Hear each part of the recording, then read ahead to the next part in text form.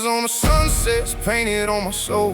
Dust on my boots, but the vision made of gold. 2.5 acres, watch the future unfold. Started with a dream, now the story getting told. Frank by my side, Zane by my side. Going with a purpose, fire in their eyes. Built from the ground up, no disguise. It's bigger than money, it's bigger than fame. This is about ownership, this Frank and Zane. Homestead in Arizona.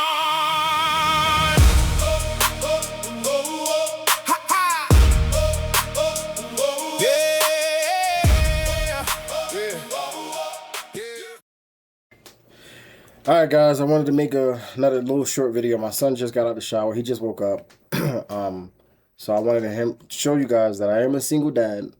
This is very real. Don't mind his shirt is bleached.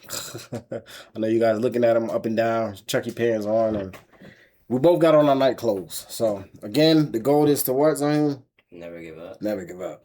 By any means necessary, right? Again, guys, the goal is to put your crown, your shield, your sword, and go out there and conquer as a man. Again, I might put this at the beginning of the video. This video is about being honest, letting you guys know exactly what's going on in our life. Being honest, being blunt, straight to the point. Not making any excuse and not sugarcoating anything. Giving y'all an insight of a piece of our life, exactly things that have happened in this past month. People look me up on Facebook. People search me. I know this 100% facts. Like, I'm not going to lie about that. There are softwares that tells me this stuff. And when I talk on the phone with people, they tell me, I've been looking for you. I know. So, again, guys, this video is going to be about 2 hours and 30 minutes long. If you want to know me as a single dad and my son, if you want to watch our journey, I'm not going to say know me or him, because through videos, you won't know us. You won't know how we are. You won't know us. You will know our journey. Right, Zaheen? Yeah. Again, a single dad making this shit work by any means necessary and building an empire for me and my son. Ownership. It's just that simple. All right, son. I'm done talking. You got things you want to say to the people?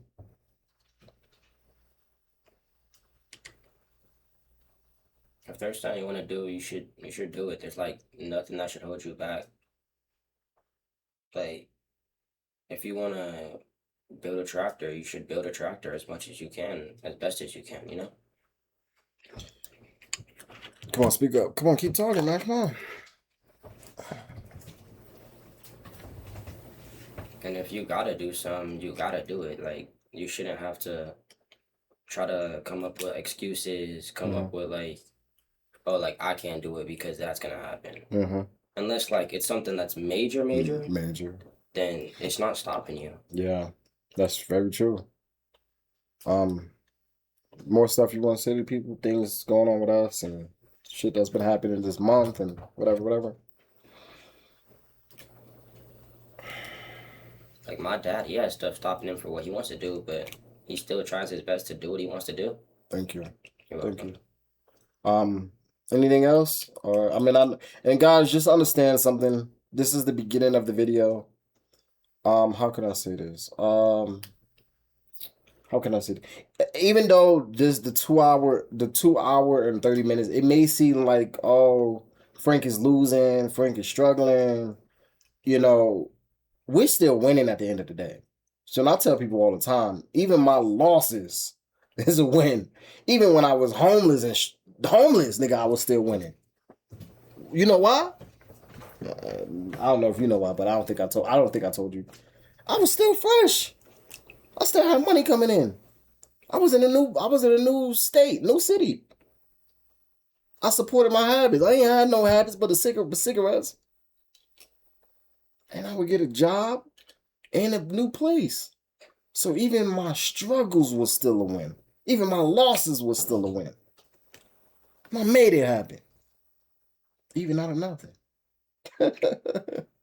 An idea just popped in my head. Ooh, can I? What if I travel for free? What if I travel? Ooh, you know what I mean? So, Yeah. yeah, come on. You want to talk? Come on, talk to people. It's about like 5 minutes. My dad always says, "Give yourself a headache doing something. Even if you fail a million times, you're still gonna win at least once in that scenario." You still gonna win. And I'm gonna stop. Let you stop talking. Listen, when I purchased this land from the guy, I was giving away free phones and tablets. I didn't know nothing about owning land. I didn't know nothing about nothing. But 1 month later, I knew so much stuff. I even blew his mind. I even told him some things that he didn't know. So what my son just said is very true. You want to do that? That's what you want to do? I'll give yourself a headache. Because you can about to learn a lot of stuff. um, Even me applying to jobs to work at home. I'm not stressing over myself. I'm worried about him. I'm not worrying about me. Because I can handle being in that shelter. I can handle me sleeping in the car. And I don't care. I don't care what people say. Oh, you struggling.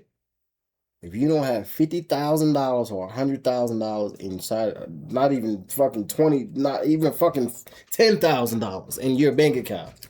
And the average, if you don't have $50,000 to $100,000, you're struggling too. And I don't give a fuck if you own a home. I don't give a fuck if you own a new car and a home. Because what you have can be taken away just like that. Just like how it happened to me and my son. Just like how it happened. But again, blessings happen because I am who I am.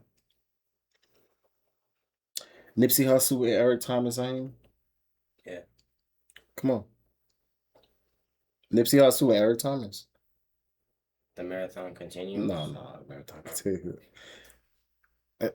4 things in a life pyramid. Do you know? Tell the people.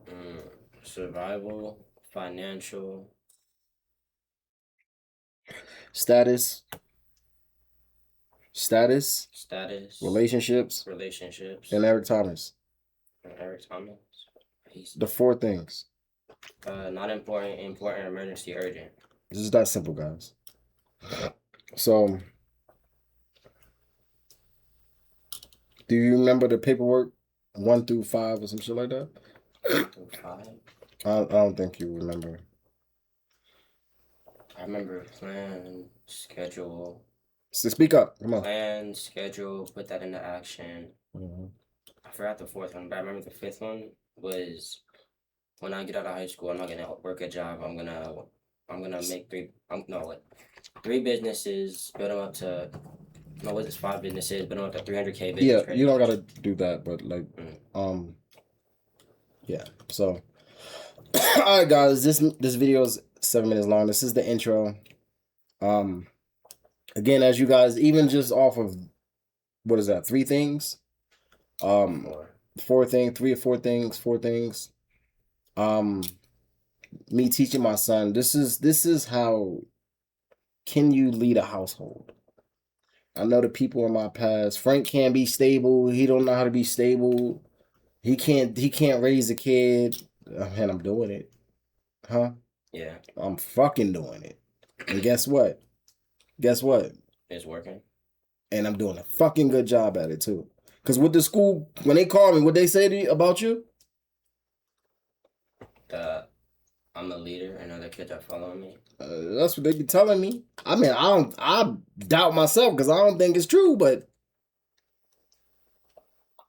I believe it's true because I see it, and I see it when he be doing shit. When he don't notice, I don't notice, but I pay attention. He's a smart kid. Motherfucker can read, spell, and get A's from D, F to the B, Z, Y, J. Motherfucker. What what's his name? What's the comedian name? Dave Chappelle. Gotcha, bitch. Again, I might delete my Facebook account. So, if you don't see me, just know Frank disappeared. I'm on YouTube. You know the channel name gonna be? Rusty Charm. Huh? Rusty Charm. Homestead in Arizona. That's what I'm gonna name it because I'm gonna give it keywords. So Rusty Charm is gonna be our YouTube. Homestead in Arizona. So I'm attacking 3 keywords. I think I did tell you that in the past. I'm attacking 3 keywords. So see you at the beach, the bank in the top. Peace. Alright guys. Before we jump into the video, because today is the 19th, June 19th. These videos, well, the beginning of the intro and then the long video that you're about to watch is actually the 16th or the 17th. This piece of clip is the 19th, June 19th. So it's literally 3 to 4 days later. I got some great news. So today I went to 3 jobs today here in the country in Arizona, and I can honestly say that I will be a well driller assistant. Now, this is a very big role. For the people that didn't hear me, I'm going to drill wells. Yes, water out of the ground. Big pipes, big machines, getting dirty. There's a lot of at stake with this job, right? So I went to a potato plant. I went to a garbage job, and I went to a well digging job. Something told me today, Frank, go to these 3 jobs before you decide to just go leave and go to Phoenix, go to Tucson Monday. Because today I was like, I'm just going to go to Tucson and get work, go to a bigger city. But I guess that calling on my shoulder was like, yo, go check out these 3 jobs, bro. The garbage truck, I got a video for that garbage truck job. It's a funny video. Literally funny, bro. And then when I drove back home, there was more cars at the it's funny shit. But make a video about that. Now, I will be a well driller.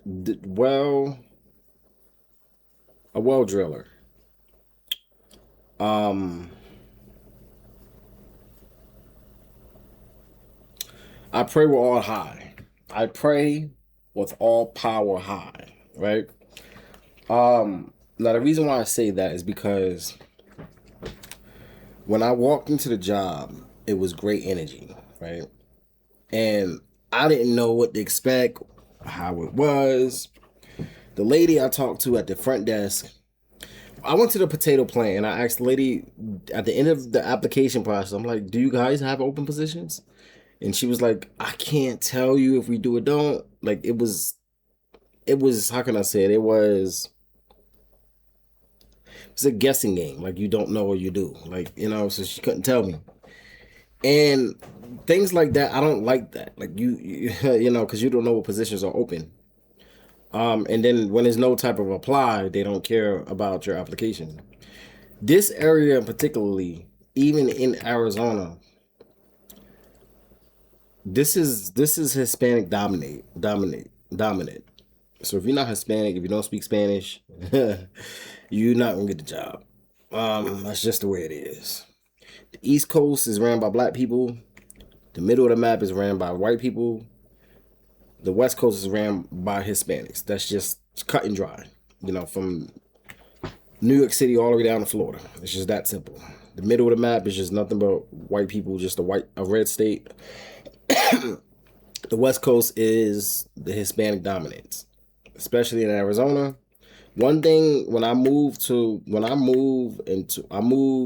Arizona in 2019. I met this girl. She was like 27. And she really liked it, right? We hit it off and everything. Beautiful. And she was like, "Let me explain something to you. If I'm gonna tell you something about Arizona. If you and also dating, you're new here. If you're not in the military, if you don't have no type of high status, people ain't gonna care about you here." And ever since 2019, I've been seeing what she said. If you black, even going and get soda, like it's just the energy is way different. And there's a dairy plant where I live at. Everybody in town told me, yo, if you ain't Spanish, you're not gonna get that job. When I went to the dairy plant, the office, the lady gave me the human resource number. I called the guy multiple times. Every time I called him, he'd text me back in Spanish. When I picked up the phone, he Spanish. Me know Espanol, but he'd talk English, so you can kind of feel certain things out. Now, I said, all right, maybe I won't get the job at the potato plant, but I went to Digging Well. Now, for people that don't understand, it's June 19th. I was looking at this job in the beginning of the month because I'm doing Homestead. So, and I was asking ChatGPT questions and looking up Google, how much do they pay, da da da da, blah blah blah. So, if you work as a well driller and the owner likes you, he'll let you borrow his truck. If you want to take a couple guys with you, you can drill your own. You can drill your own well on your property. Or they give you a very big percentage off of drilling your own well. So when I went to this job, soon as I walked in, high energy. The lady was full of high energy. And I'm black, right? So she was like, I was like, "How you doing? My name is Frank. I see you guys have open positions. I want to know if you guys have open positions. I'm willing to apply. Willing." She, calm down. She's like, because I'm black and she could tell I'm nervous. Relax. She's an older white lady. And I was like, yeah, I just lost my job. I'm taking care of a man. His name is Mr. Ebert. She said, come again? She said, he was my history teacher. So, literally in like 4 minutes, the conversation going very great. The energy is very great. And then I finished the application. Well, when I'm doing the application, she's talking to me during the process. And I seen a video that pinpoint exactly what I'm saying. When you application jobs, and she took my application. You got your CDL? I said no. I worked there for the city bus as a city bus. And I would have took my CDL, but I quit the job because I didn't want to take my CDL because people don't understand. I don't want to be at risk for people driving a bus. So I was working for the city bus in Yuma, Arizona.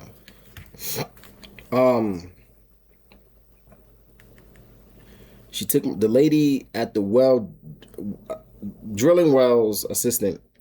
She took my application.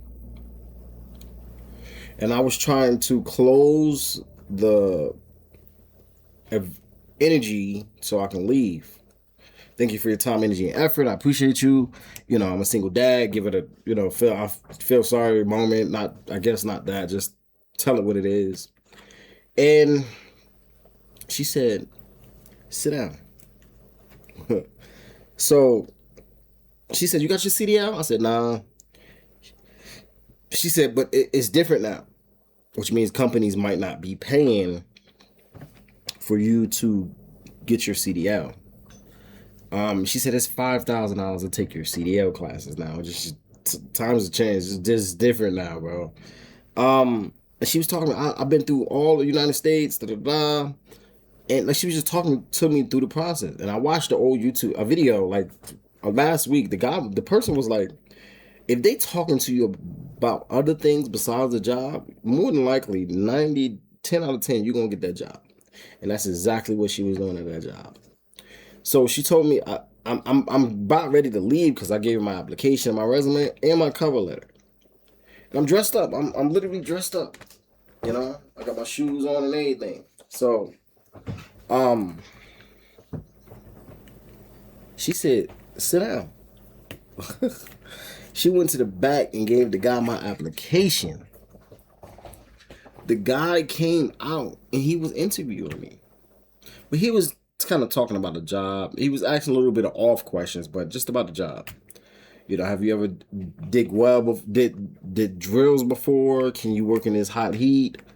Are you okay with getting dirty? And you know, and no, on the paper, I work with windmills in North Dakota, big windmills, long windmills, and I worked on airplane parts in Port Angeles, Washington. So that really if I didn't put that on the application, it probably wouldn't really got his attention. But working with long, big windmills and airplane parts, that piqued somebody's interest. Like, wow, this guy, like his intelligence is really, you know what I mean? And that's very big, massive, oversized, industrial. And I broke down crying, bro. I just broke down crying. The reason why I broke down crying is because that lady didn't have to give me her energy. That lady did not have to take that lady didn't have to tell me to sit down. That lady did not have to give my application to the guy in the back. The lady did not have to take my ID. She did all of these things, and I guess it's hitting home, and it hurted. I just started breaking down and crying. I'm like, oh, I'm not trying to cry, but then I started crying. Because it was something the guy said that I'm like, holy snap. Because he was like, yo, I'm going to give you a call. You know, can you take this job? And I'm like, holy shit. Because I was, again, guys, y'all don't know, but I was taking care of my neighbor. And the 15th, 16th, 17th, 18th, 19th, 4 days ago, I lost my job. I have no income. I have nothing. I mean, of course, I can stay where I'm at for maybe 2 months for free. Maybe 3 months. But then I gotta go. And I don't want to put my son on my land. We have nothing on our land. I'm lying, we do got something on our land. But I'm not putting my son through, and neither do I. I'm not staying through that situation. We're not sleeping. Only thing we have is my car. And we're not sleeping in my SUV on my land. We got electricity on the land. We got electricity. Perfect situation. I mean, like, shit really hit the fan. We got electricity. We can have AC in that motherfucker. The SUV. My son can have his game. We can watch TV. We can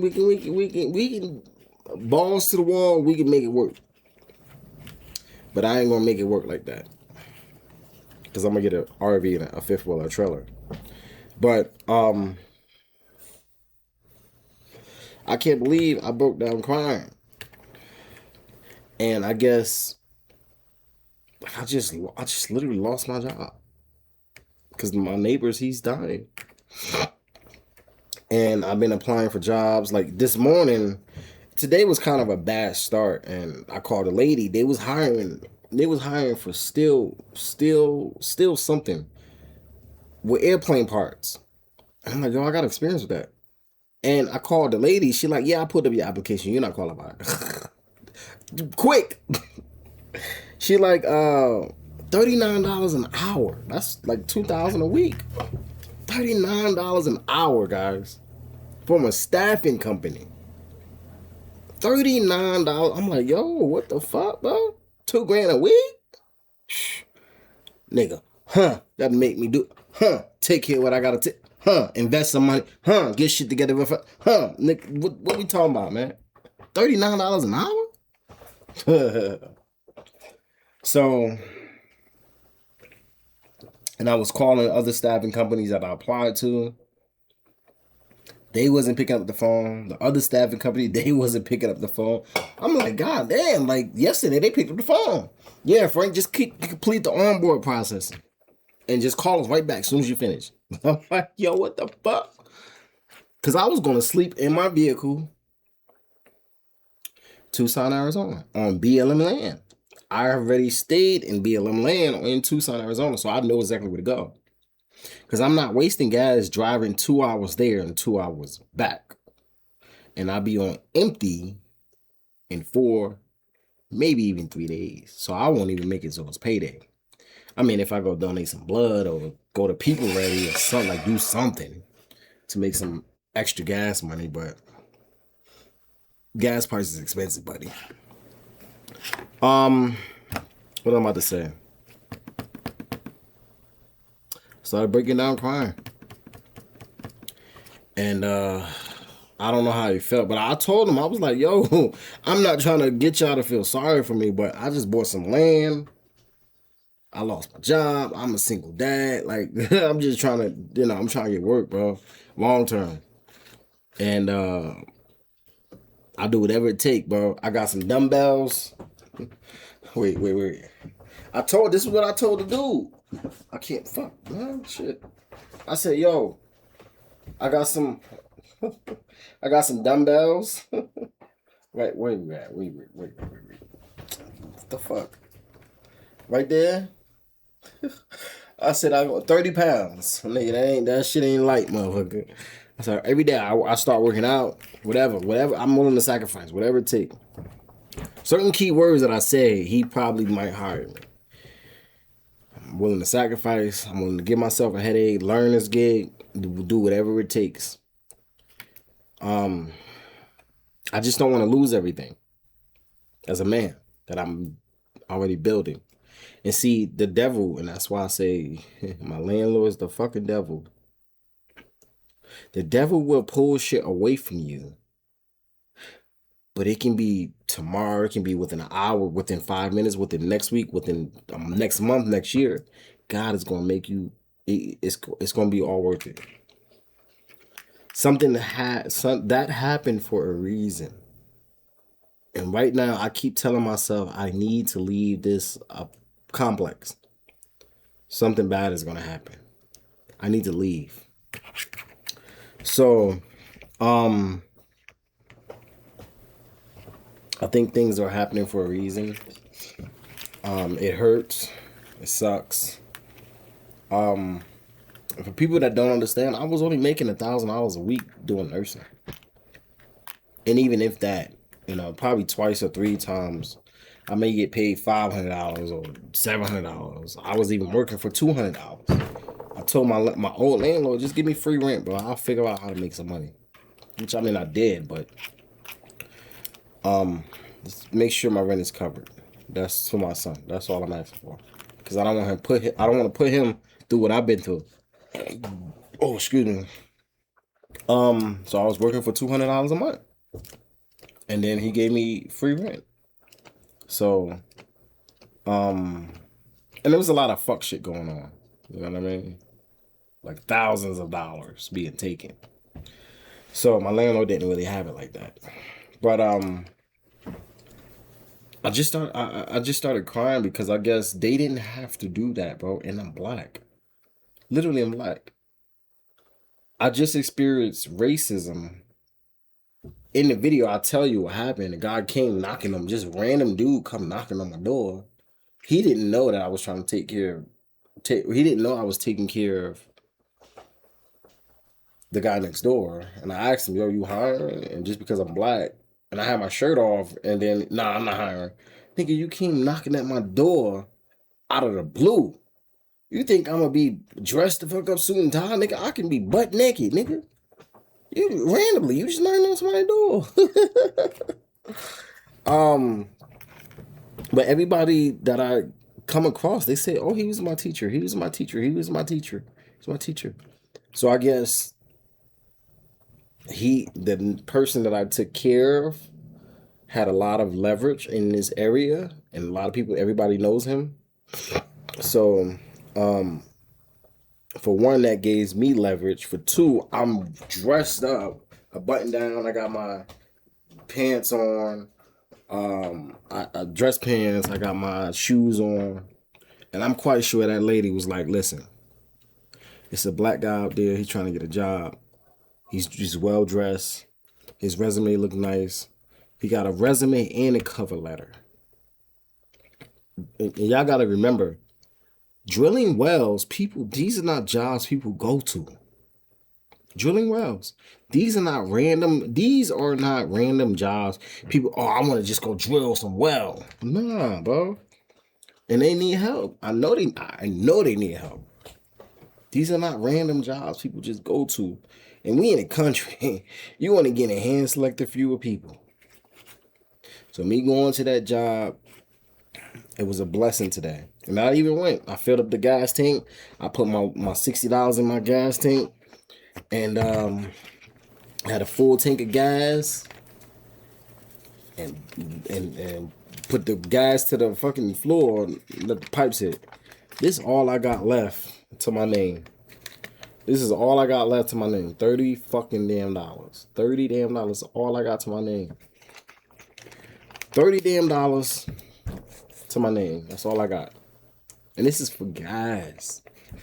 Nothing else. Just for gas. I need gas. I need money. At least so I can have gas. You know? At least so I can get back and forth to work. Now there is help. I called St. Vincent de Paul. They say they willing to help with some rent. What I'm about to say. So I'm in a half of my rent. I could get half of the rent taken care of. But I got my car payment. I got insurance. I got the land. I got like a couple of bills to pay for. My internet bill, again, that's taken care of every single month. It's just I wasn't expecting this. And I've been trying so long to leave. I got what I asked for. I got a newspaper route job. And I gave it to somebody on my Facebook friends list. Gave it to her daughter, the newspaper route job. I got a what they call it, a delivery carrier. I got a medical delivery carrier job, making $800 a week. But I'd had a pickup truck, and I couldn't make it on gas like that. Couldn't. $800 a week. Drive to Phoenix, drive to Tucson, back home. And probably to Sierra Vista and then back home. I would have been on E. No time. But that was $800 a week. Maybe if I have $800 to $1,000 in money and spend it on gas, then yeah. You know, but I think I'm not gonna be looking for any more jobs. I'm not gonna be looking for any more jobs. I'm gonna ride and wait this one out. Next week is the first. Well, within 1 week and like and a half is like the first. The chili plant down the street wanted to hire me as a customer. They wanted to hire me to work to be in the office. So they don't want to put me on a conveyor belt. So because I have customer service skills, they need somebody for customer service. So I'll call them on the first, whatever. But if I get this well job, I'm going to do whatever I got to do to try my best to keep this job for a while, at least for a while. I never done, this type of work. I don't like labor. I don't like labor. Working in a warehouse, yes. But I just don't want to leave my son here. And I want to work in this area. So I told my son, I said, look, I'll go sleep on our land. I'll go sleep on our land because there's only an 8-minute, 9-minute drive to our home. And from the job to home, it's 18-minute drive. So I'll save gas. And when I get paid, I'll be good. I can just come home and, whatever. Go drive to work and come back home. So I'm happy for this. I'm going to stop making recorded videos. I'm going to put this whole video together. I'm creating I'm creating my music, the intro video. I'm creating the intro, all my intros. Of course, I'm gonna be updating this stuff over time, but this is like my main long YouTube video. This is gonna be 3 hours long, guys. So again, this is update on what's been going on the last month and so on, or whatever the case may be.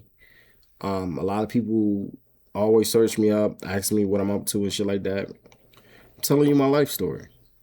You know, I got a lot of shit to tell. And when I went to that garbage truck job, let's just say the doors was locked and there was like 4 vehicles on the property. Nigga, they in the back getting piped out. See y'all the next clip. I'm gonna say that for another video. Peace. Watch the next clip. Y'all, salute to everybody out there. Hope everybody having a great day.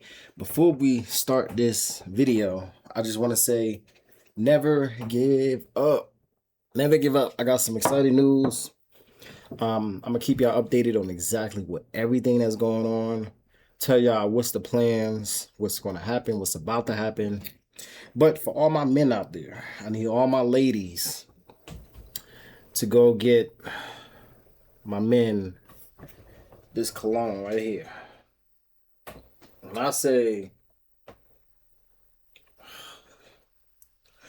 I say I traveled all over Arizona and I got these colognes. When I say I got massive compliments, I mean I got massive compliments. When I say everywhere I went, I mean damn, like literally. This shit is off the wall. These are top 10 out of 10 out of 10. This is better than Gucci. This is better than Louis Vuitton. What was that? Versace. This is better than Versace. It's only $50 on Amazon. It's a little bit, it's not pricey, but it's a little bit out there. But this beats, I swear to God, this cologne beats a lot of massive colognes. And this is rare to kind of find. You can get it on Amazon. You want to take a picture, screenshot it, take a picture, screenshot it, take a picture. All my ladies, get that for your men. Trust me. He will be blown away. This is the only cologne that I use. And it got to the point where my son get up for school and he'd come take my cologne. If it's in my room, I have to get him a bottle too. But over the years, I really love this cologne. I found this on TikTok. And the guy literally had 300 colognes. This lasts for hours. I can wash. Actually, I just got done washing clothes. I can wash my clothes and I still smell this inside of my clothes. And it stays on for hours. Men, if you spray it on a coat, you can literally. I had a jacket that I didn't wear in about 2 years, and the smell is still on there. I literally love this cologne a lot. Out of every cologne. My first cologne was the blue Versace. You know, it was great. But this, I swear to God, I get compliments everywhere I go. I can be at the post office. I can be shopping at Walmart. I can go to the mall. I can go anywhere. And literally, I get, like, anywhere I go. Men, females. People want to know what cologne is that. But enough of that. The goal is we never give up. So, here's what I'm going to say. I'm going to talk some truth in this video. This might be my first YouTube video about exactly what's going on. For the people that do not know, me and my son is starting a YouTube called Rusty Charms. This is going to be our Homestead video channel. Rusty Charms. Let me see if I'm in my phones. This is going to be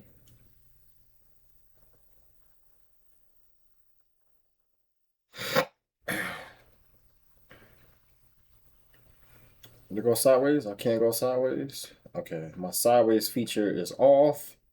But this is going to be our YouTube channel.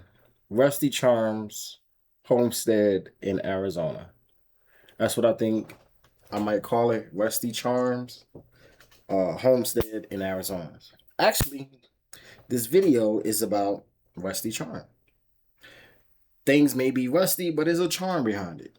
If you look at it in that way, right? Now, again, this is going to be me and my son. If you see this, you are on the right channel. Right? You are on the right channel. Me and my son, right? We at the hospital getting a checkup. So, here's what I'm going to say. I hope this video doesn't hurt anybody or anybody do not get in their feelings. I just want to tell the truth on exactly what is going on in my life, and also so people can know exactly what it is. And I hope that you hope that I hope that you mean that you know that I mean well when I say anything that I say. But I'm gonna be bold, honest, straight to the point, and tell you exactly what it is. No sugarcoat, no bullshit, no nothing. Yes, this is my place. I live by myself, me and my son in a 3-bedroom. I do own land. I'm not asking for sympathy. I'm not asking you to feel sorry for me. What I'm asking is for you to say, salute to you, Frank. I respect you for doing that. Because what I'm about to say is going to be a lot of in-depth information, and a lot of people will never do this, and a lot of people is going to say, well, what the fuck, Frank? A lot of people is going to say, why would you do that? A lot of people is going to say, I would never do that. A lot of people is going to say, wow, you know? I own land. For people that don't understand, I have my deed in this folder. And actually, the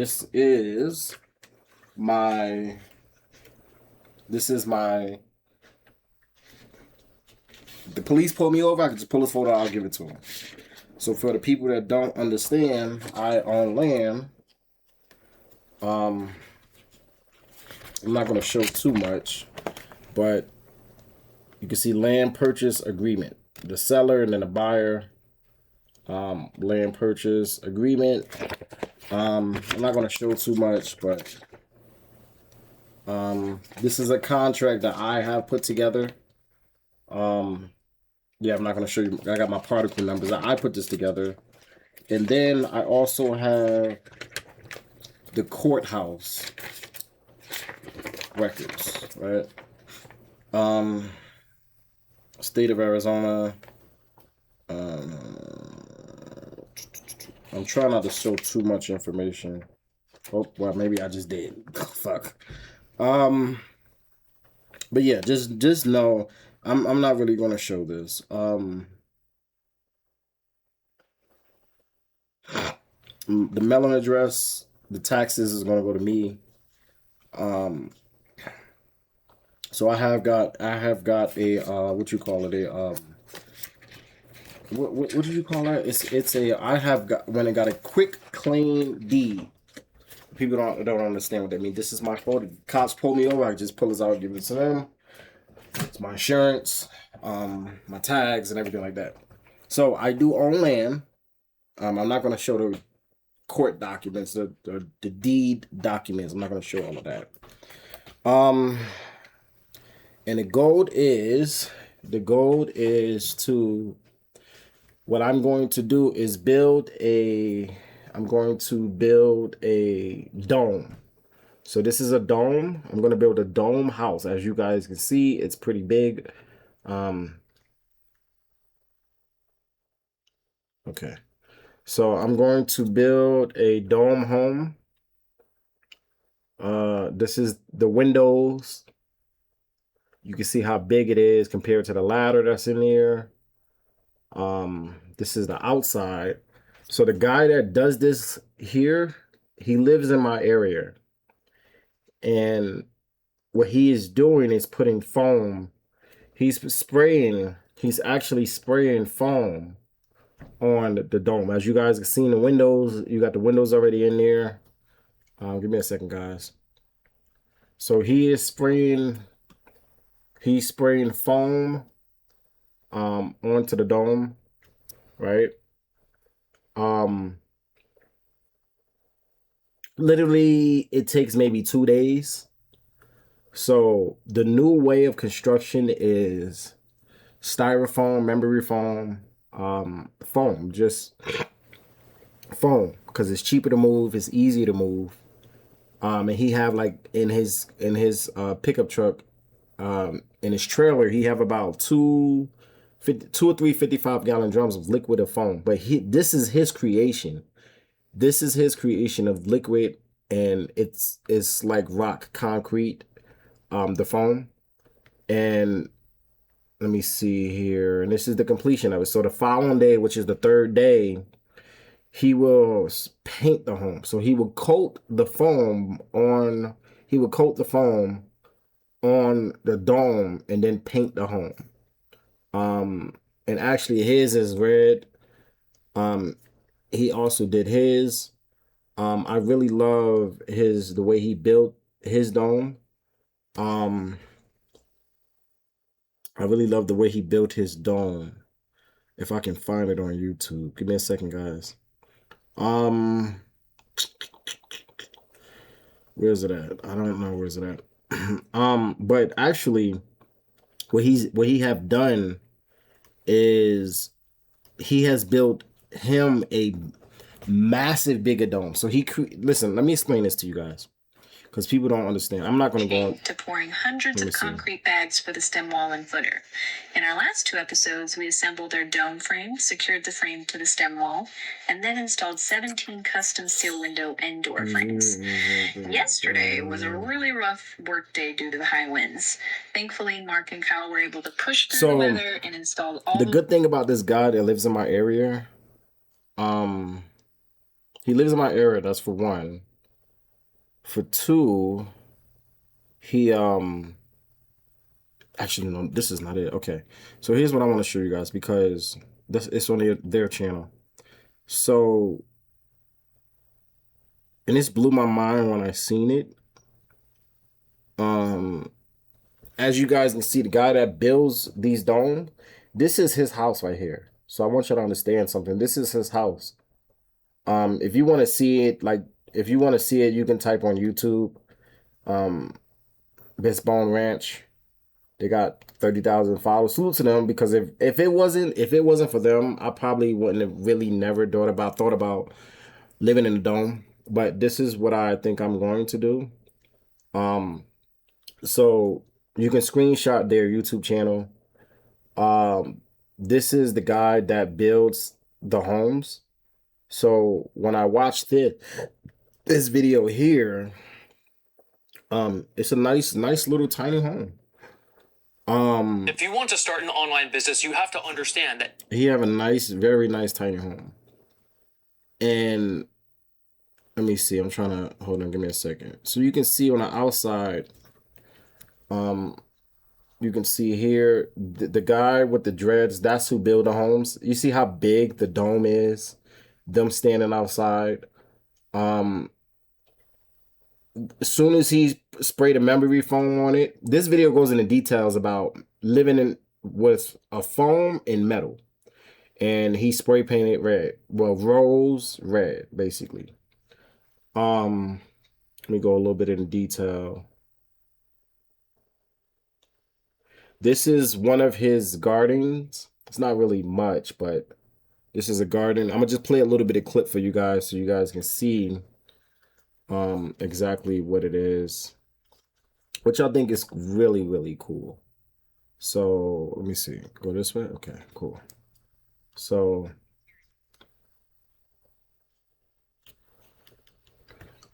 let me see where you at. So as you can see, he's building a dome. What he does is he creates the metals. He creates the metal that hold the dome right there. and he does the memory foam. He also paint your dome. Give it a coating to protect the foam from the sun and moisture and stuff like that. I'm trying to go a little bit fast because there's other stuff I want to talk about in this video. And it blew my mind. See, like right here, this is where he built the metal. This is his workshop. His workshop is also a dome. So this is where he creates all of the metal pieces around the dome. You can see what the guy, see all right there. He creates all of this by himself. He does all of this by himself. His workshop, it's pretty big. I really F with this guy. Like I really, really, really fuck with him. Let me see. And see, everything on his property is all dome. So, everything on his property is nothing but dome. And the thing about this guy, he's building your house for you, right? He's building the house for you, and he also did the paint that protects the dome. So as you can see, this is a mini garden, right? This is with water, right? This is a mini dome with a garden, which is extremely cool, right? So, and then the next one I want to show you guys is this right here. This is what I would love to have. This is amazing. Just watch this. Look at this. Oh my gosh. Oh my god. This is this is right here. This is a massive dome. You guys just look at that. Just look at it. This is a massive dome, guys. This right here is insane. A salute to him, bro. If you see this video, salute to you, man. This is insane. This dome right here is massive. And I'm gonna tell you guys something. This dome, this is gonna be his gardening dome, his food storage and everything. This is where his food storage is gonna be at. Look how big this thing is. Massive, man. Look at him. Look how big this is. Oh yeah, that is worthy. Look, steel. Yep, solid. Steel metal. Probably overkill, but look at that. So what's the vision with this greenhouse? Well, this is gonna be a tropical greenhouse. In the back portion over here is all gonna be aquaponic system with multiple floors, and then we'll probably have big mango trees and look how massive and everything like that. Yep. This is going to be holding back just a ton of water. Probably a lot of tons of water. Yeah. Well, this will be up to here, right? And then it'll overflow over an edge or something? Yeah, so it'll probably be up close to here. And then what'll happen is we'll have the floor over it and probably a couple, and so the pumps will pump the water up into the beds. And like a mist. Back down. Yeah. This is how I should start doing YouTube videos, reviews on my phone. I'll have bell siphons, but with such a huge Forget about surface area, OBS. it won't change You much. won't actually see a change. It might go down. Yeah. Is the entire top going to be polycarbonate, or are you going to foam the north side? No, so it'll be, the whole north side will be foam. So from this pentagon area here to the top pentagon, and then down to here is polycarbonate. You're going to shrink wrap it and foam it? Yeah, and that's 96 triangles of polycarbonate. He's doing earth bags. So as you guys can see, there are people working on these earth bags. And this is a lot. These are earth bags, a lot of layers. And oh my gosh. Earlier in the video, there was Hispanic people working on these earthship homes. This is a lot of work, and this thing is massive. So, salute to him. What I want to do is I want to do something like that, right? I want to build me he builds your home. He builds your home, And not only he builds your home for about $3,000 $4,000, he can also build you a food storage. They call it like a root cellar. So I want to build a root cellar, but his building can also build your root cellar, which a garden, food, right, potatoes and everything of that nature. So, because at first, guys, this is my idea of what I thought, and maybe what I might do. If his house costs around 3 to 4 thousand, that would be a no brainer. So the goal is to, um, the goal is to build a dome like this, where I have 1, 2, 3, 4, and these are massive domes, guys. Um, I have my dome on one side. My son have his dome on the other side. This side would be like the living room, the kitchen, and I have one for storage and another one maybe for shower and bathroom. Um, Easily I can turn these into 4 big rooms or whatever. I can have about what 3, 4, 5, 6, 7, 8, 9, 10, 12. I can have about 12 bedrooms in these domes because these domes are big, guys, and the domes are big. Like it may look massive small, but the domes inside the dome is pretty big. This living room can be split in about 2 bedrooms, literally. From where I'm at to over there, maybe even 3 bedrooms. But it'd be compact, but maybe 2 bedrooms. But I think that's the goal. That's the dream. That's the dream, right? That's the goal. Is to build a dome house. For one, a dome house can be built in about 4 days. 4 days. You can have your house in 4 days. But if you want, whatever, a little bit extra more, it might be 2 weeks, maybe even in 1 week. Because I think he said 32 feet. It's about 1 week, maybe 4 days or 1 week. It depends on what's on his schedule or what's going on with, the materials. So I think that's exactly what I'm going to do. For one, it's foam. It's fast. For two, the foam is the future. Styrofoam, foam house building in Phoenix. They got foam house building. They're not using no type of wood. The price of wood is literally sky high.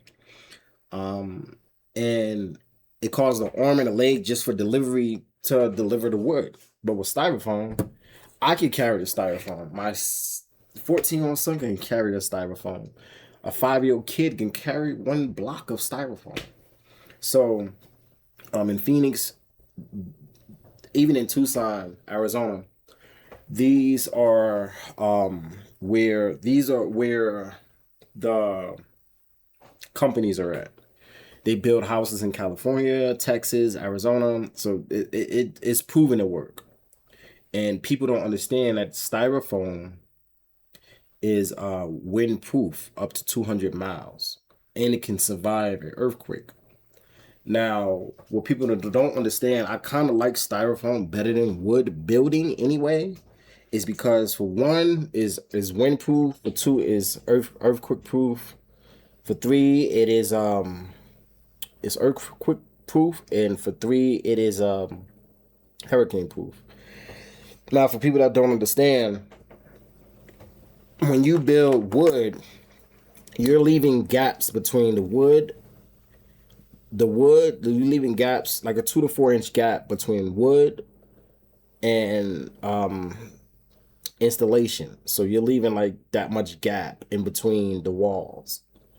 So if earthquake happen, it can and then building wood like 2x4 or whatever, they're spread it apart, and it's easy for mold and moisture to come into the installation. But with styrofoam, it's just a one solid block. Yeah, with a styrofoam, you can have moisture build up in there, but you have to have a good ventilation system inside your dome. But with styrofoam, foam, just make sure you have good ventilation. But it's windproof. It might even be fireproof. I haven't looked that deep. I'm quite sure it might be because of the protection. But if it's not, then it is what it is, you know. And if the house get burnt down or anything, you can build again, right? And then it costs you $3,000 to build your whole house. What can I say? I like the idea, man. The dome, and yeah. So I think that's what I'm going to do. I'm not going to, because I didn't know what I wanted to do. We all look at tiny homes, shipping containers, blah blah blah blah blah blah blah blah blah. I think that the dome is a super fast build process. The person that's doing it builds the home for you. And the third thing is you have to have 4 acres or more. So what I have to do now, here's what I found out. And I really didn't know this because in person it feels way different, right? In person. Now, to people on Facebook, everybody I talk to, I know I said I own 5 acres, but that is not true. I don't own 5 acres. I own 2.5 acres, and even 2.5 acres is still big enough, right? Because in person it feels like 5 acres, but I really did my research, so I'm very, very content and very happy at what I have. 2.5 acres is plenty space for me and my son. What else can I say? I was on, as you guys can see my lawnmower right here. I was using this lawnmower. It still works. It's just got a strong power on it. I got this for $50 from my neighbor down the street. I went and took him to O'Reilly, the next town over, to go get some auto parts, and he was like, because I owed him for this, and I was like, yo, buy me some soda and I'll get you back. You know what I mean? And whatever I owe him, he was like, you know what? Just take me there, get the parts. Don't pay me the money back. He's making $5,000 a month. Veteran. He's a veteran. Salute to him. I'm telling y'all updates on exactly everything that's going on. What I'm gonna say. So, what I'm gonna do is build a home. So, I own 2.5 acres. So it's enough to have animals on there. I'm gonna catch rainwater. This is my dream, and this is the goal.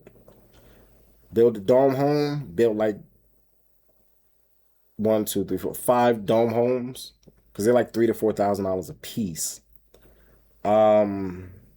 Inside the dome, I have to pour concrete slab, and then put like marble around it. You know, I don't want to have no carpets because I have carpets in this home, and I don't like that. I don't like carpet.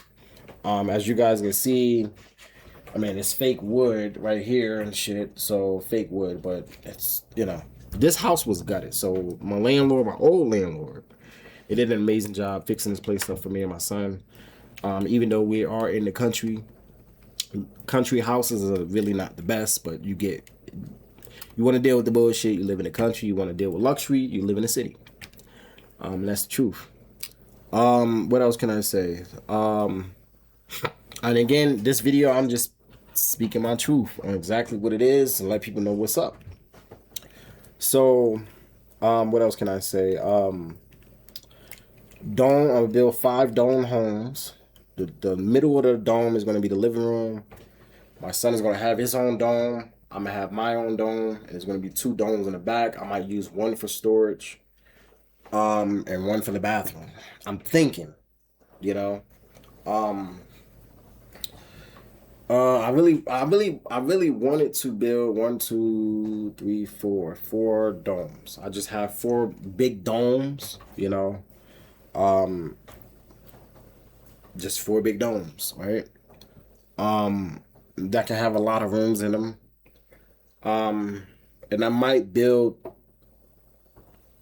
off of the domes. I might build like a nice sized bathroom. You know, a big glass and everything. Look outside, nice jacuzzi, bathtub. Because people in Phoenix and Tucson, I've seen a jacuzzi on Facebook, $400, $500, big jacuzzi. I'm like, damn, that's, you know what I mean. So, I want to build what's called a root cellar. So I want to store food. So get a bunch of mason jars. Again, this is my research. A pack of ground beef. You know, cook the ground beef and put it inside of a jar, and that can last for 2 to 5 years. So 5 years ago, ground beef prices were super high. So, you know, even if you buy at least like 4 packs of ground beef, you know, you got a lot of ground beef in the mason jars 2 to 5 years later. And then you got to rotate it, take it out, rotate it, you know. So I want to pressure cook food. And somebody calling my phone. My phone just vibrated. I want to pressure cook my food. Put use mason jars for a food cellar. People that don't understand what a food cellar is stocking food, you know, preparing for the worst. When COVID happened, I mean, usually what's going on is usually lasts about 2 to 3 months, catastrophes, but you know, what's going on, you guys you never know if something might happen 8 months, 9 months from now, and it's chaos everywhere, you know what I mean? I hope people do buy land and, you know, do what I'm doing. I'm going to collect rainwater, so I want to build my own rainwater system. A 30,000 gallon tank. I want to put it in the ground. I want to put the tank in the ground, but I don't know. I really want to put my 30-gallon tank inside the ground, instead of on top of the land. So yeah, it's either build a root cellar what's buried under the ground, or build another dome and let that dome be the root cellar, right?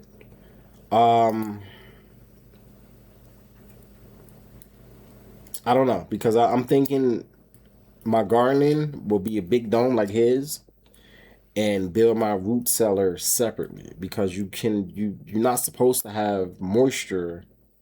I think, right? You're not supposed to have moisture in the root cellar, because if I build a big dome, like, I can be wrong. I could be wrong. If I build a big dome like you seen in his video, which might cost, let's just say 7,000, maybe even if it's 10,000, that dome is massive, guys. I swear. So, and it's earth ship as well. So what you seen, the red walls, that's dirt, rocks, sand, maybe even concrete. You know,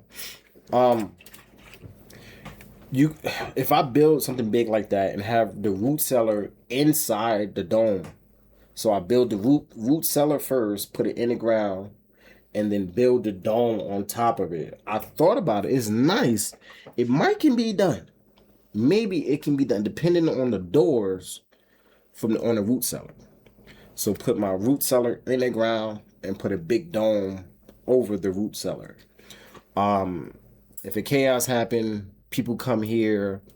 Here's what I'm thinking and what I'm saying. If chaos happen, the movie, the TV show, The Walking Dead, people's gonna be traveling and people's gonna be killing people, and they see a big water tank on a piece of land, they're gonna come to that property and look at that water tank.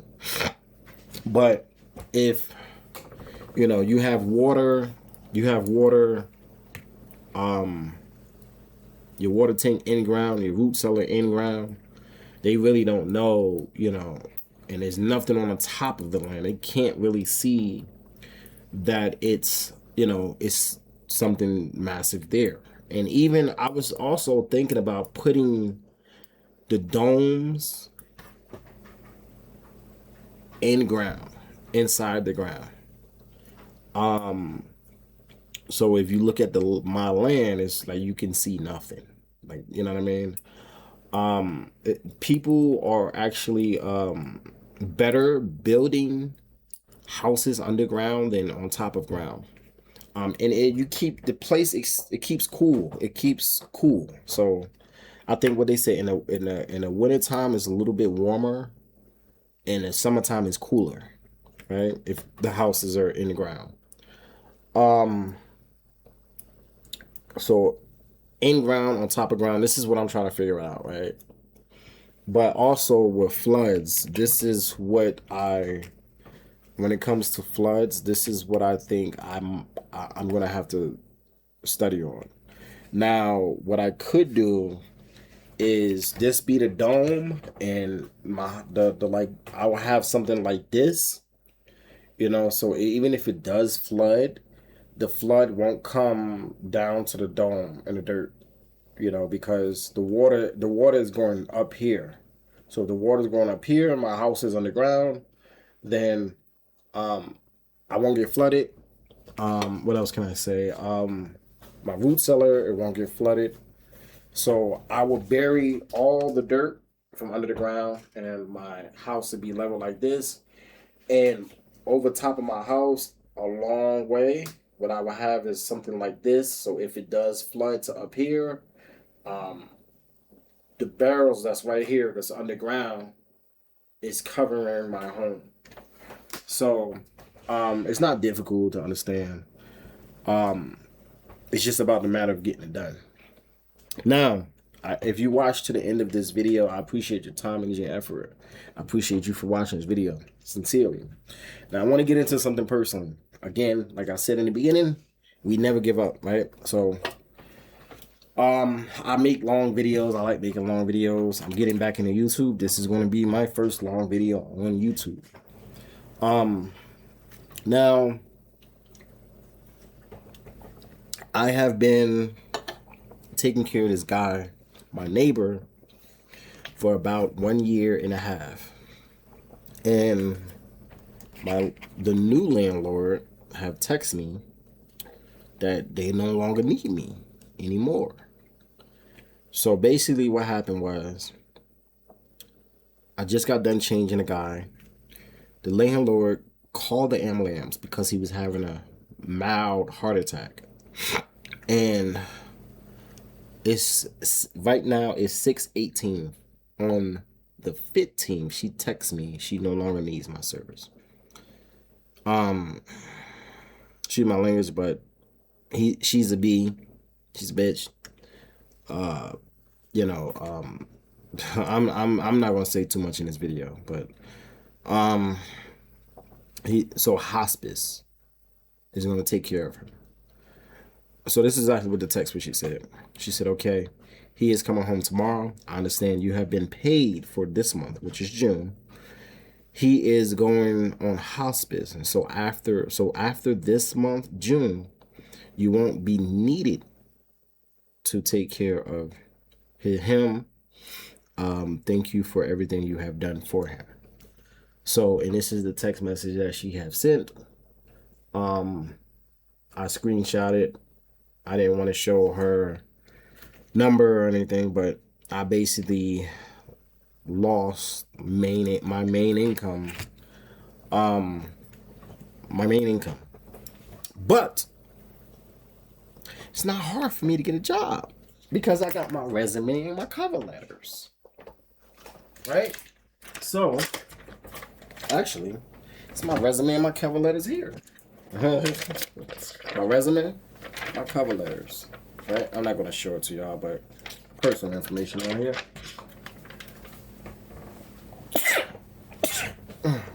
Excuse me. Now, sometimes this is why I prepared this. I had this. Salute to Spooks, right? Olin McGee in high school. He made my resume and my cover letter like fucking 2000 and was it 2007?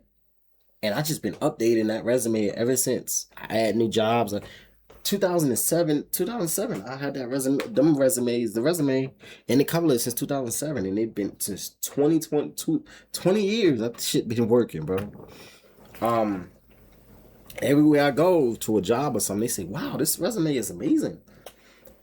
Even I went down the street, it's a chili plant. Well, the next city over is a chili plant. And the lady was like, "You got customer service skills? You know how to do computer?" And she's like, "We might not hire you to work on a conveyor belt with the chili plants. We might need you as in an office with us, customer service." So like, yeah, I just got done doing credit repair. You know, I build my own system, my softwares, and credit repair. So I'm good at customer service, and I got years of customer service experience. So, on my resume, I have a company that I promoted a long time ago, which was roadside assistance, selling memberships. So taking payments, payment process, and customer service, and I have a lot of skills. I do have have a lot of skills, but I love warehouse work. I love nursing; it's easy. But the new manager, if it wasn't for her to call a landlord, I would still have work. I would get paid $1,000 a month, and I would build a business on the side. So I will build a business on the side, so I won't have to depend on somebody. But people don't understand that doing nursing is a medical thing. It's a mental thing. I have my CNA certificate. I have other certificates. It's a mental thing.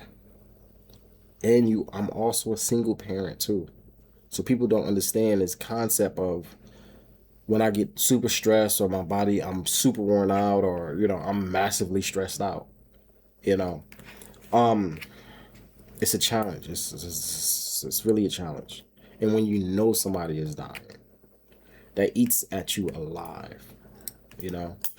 And I'm not going to really say go deep and shit, but she's not going to keep the new manager. I don't think she's going to keep this place for a long time. It's just the type of person she is.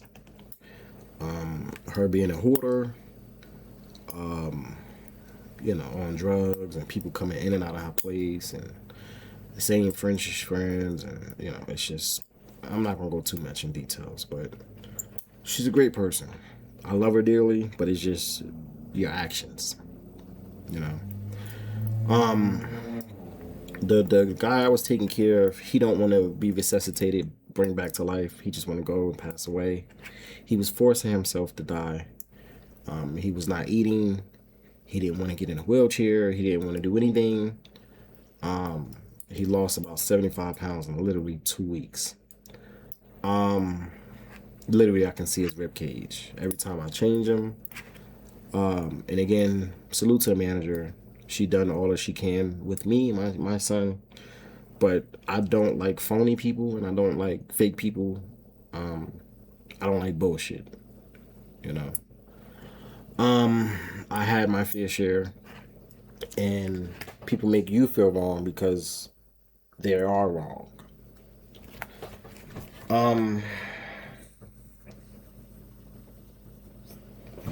I just want to get out of this community, this complex. I started to think about this. What if she's trying to kick me out, right? What if she want me and my son to go? And I talked to my son earlier. I said, some people want to get rid of you because you're intelligent, you're smart, you know what's going on, and you would damage them. So they will want to get rid of you any way they can.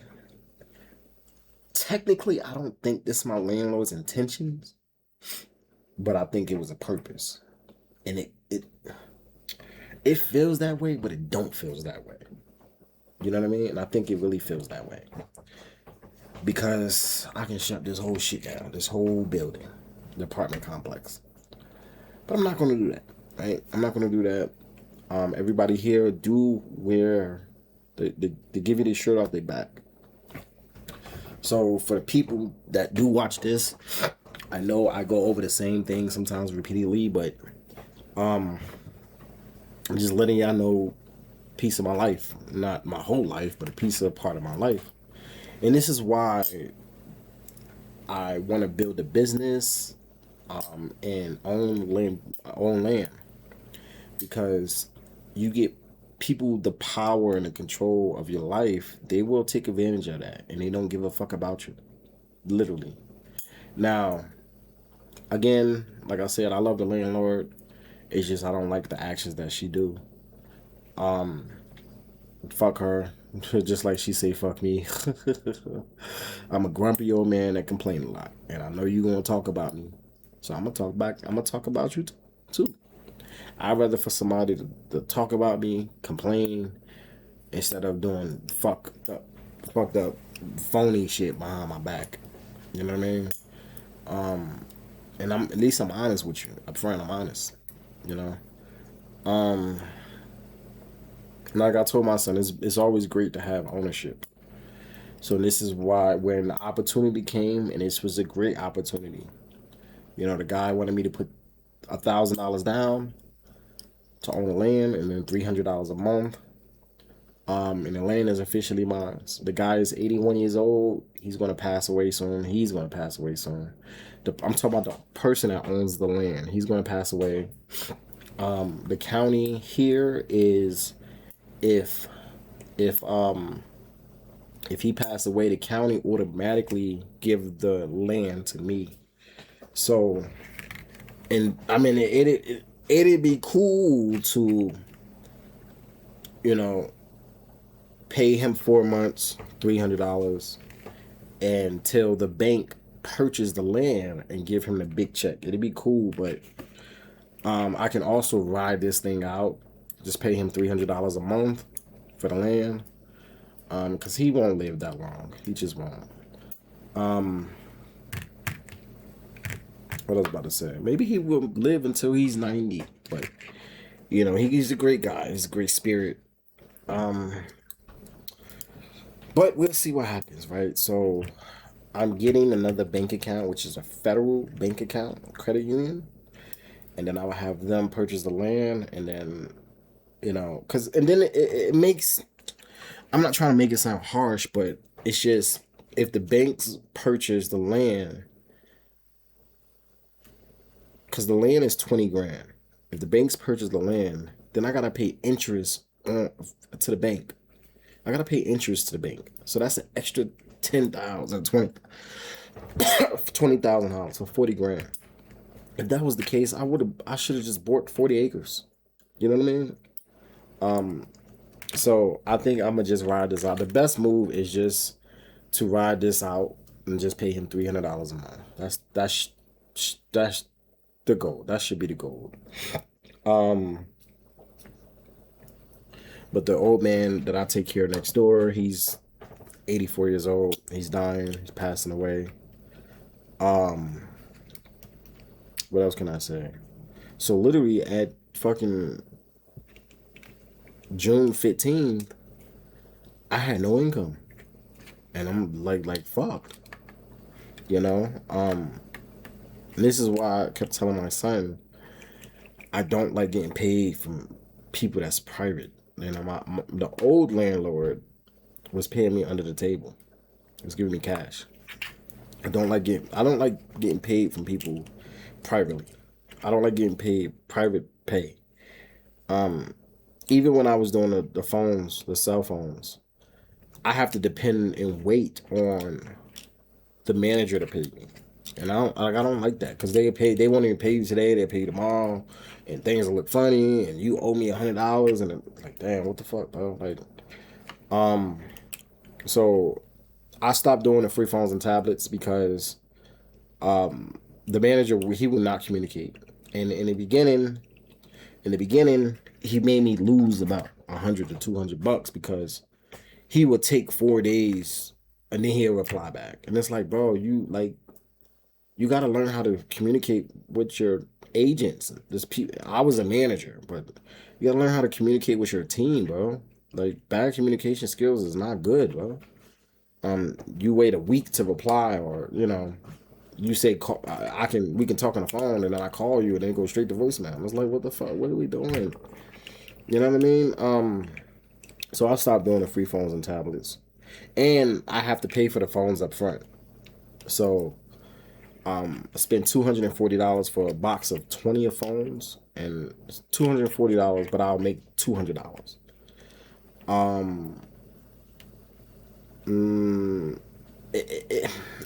It wasn't. I don't think. It was worth it. I don't think it's worth it. I mean, and then I got to make people pay for the phones. So, now the goal is to get a 9-to-5 job. So I'm going to get a 9-to-5 job. I'm going to use my job income, deposit money into my business bank account. I'm not going to pay taxes twice, because if you got money inside of your business bank account, you got to pay taxes twice for you and your business. So I'm going to put money in my business bank account, and I'm going to work a job, and I'm going to make sure I get a trailer for my land. I'm going to make sure we get water. We have well, but I don't have money to pay to fix my well. And then I'm not spending $30,000 or $80,000 just to dig for a well, because from California to New York City, wells and towns are running dry, and it's not guaranteed. So if you dig a well and there's no water, you still have to pay $30,000 to $80,000 for that drill. But rainwater is guaranteed. It rains, unless we have a major catastrophe where we can't catch rain, or the sky is literally messed up, right? So build my own system. So for the price of $30,000 to $80,000 to fix my well, which I might have water for a period of time, then it will go dry. I'll be screwed. My son will be screwed. So we might as well take that $20,000, $24,000, $30,000, $80,000, build a 30,000 gallon tank, and catch rainwater, right? This is the new thing that everybody is doing. I mean, it's nothing new, but this is kind of the wave, because people understand that the wells are running dry. The states, the county, they drying up towns. I mean, when you got data centers, you got dairies. Different states are forcing people out. They're controlling our food. They're controlling our water. They're controlling the catastrophes that happen. This is, if people don't understand, if you don't see this as scary, I don't know what to tell you. They just control everything. I mean, what is it? CGM or Cargill? They control the whole food population in the world. Cargill. And they are in Iowa. And I used to live in Iowa, and I didn't know that. Cargill. I've known this for years. Let me see. Cargill. I'm about to show y'all proof. What is Cargill? Let me see. Let me use my other phone. What percentage is this phone is at? This is at 1%. I need to charge this phone. I'm gonna show y'all some proof real quick. Cargill. What is Cargill headquarters? There we go. Oh, they based in Minnesota. Basically, they are in Iowa. I know that for sure. It was Wachuca, Kansas City,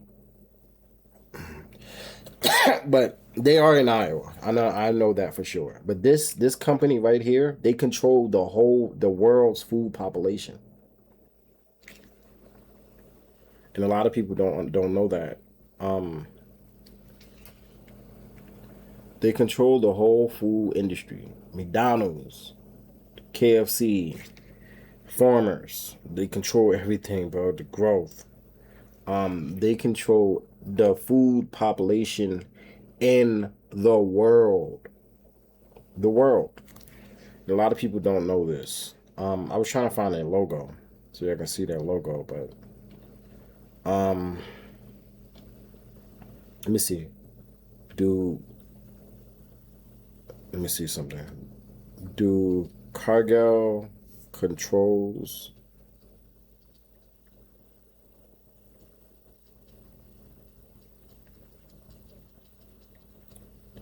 Do Cargill control the food supply?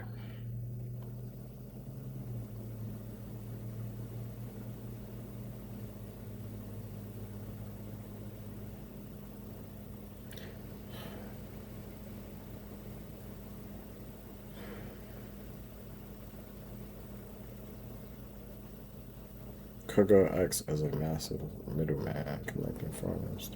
See, Google is telling the truth and a lie in a sentence. So the question that I asked Google is, do Cargill control the food supply? And it says Cargill does not own or control the entire food supply, but it is one of the largest privately held, I can't read that word, corporations in the world. And then it says massive influence over what the world eats. So Google just told the truth and a lie in the same sense. I watched 3 documentaries on Cargill. Like, these are people that's in the courthouse. They looking at records. They seeing what's going on. What get approved. Like, this was solid information. They showing documents. Like, I seen this like 7 years ago, 8 years ago. Like, literally. And it just blew my fucking mind. So, they pushing farmers out. You know, they bought a privately owned spring, people that own spring water. They bought land and property. The state, the county, they pushing them out, purchasing their land.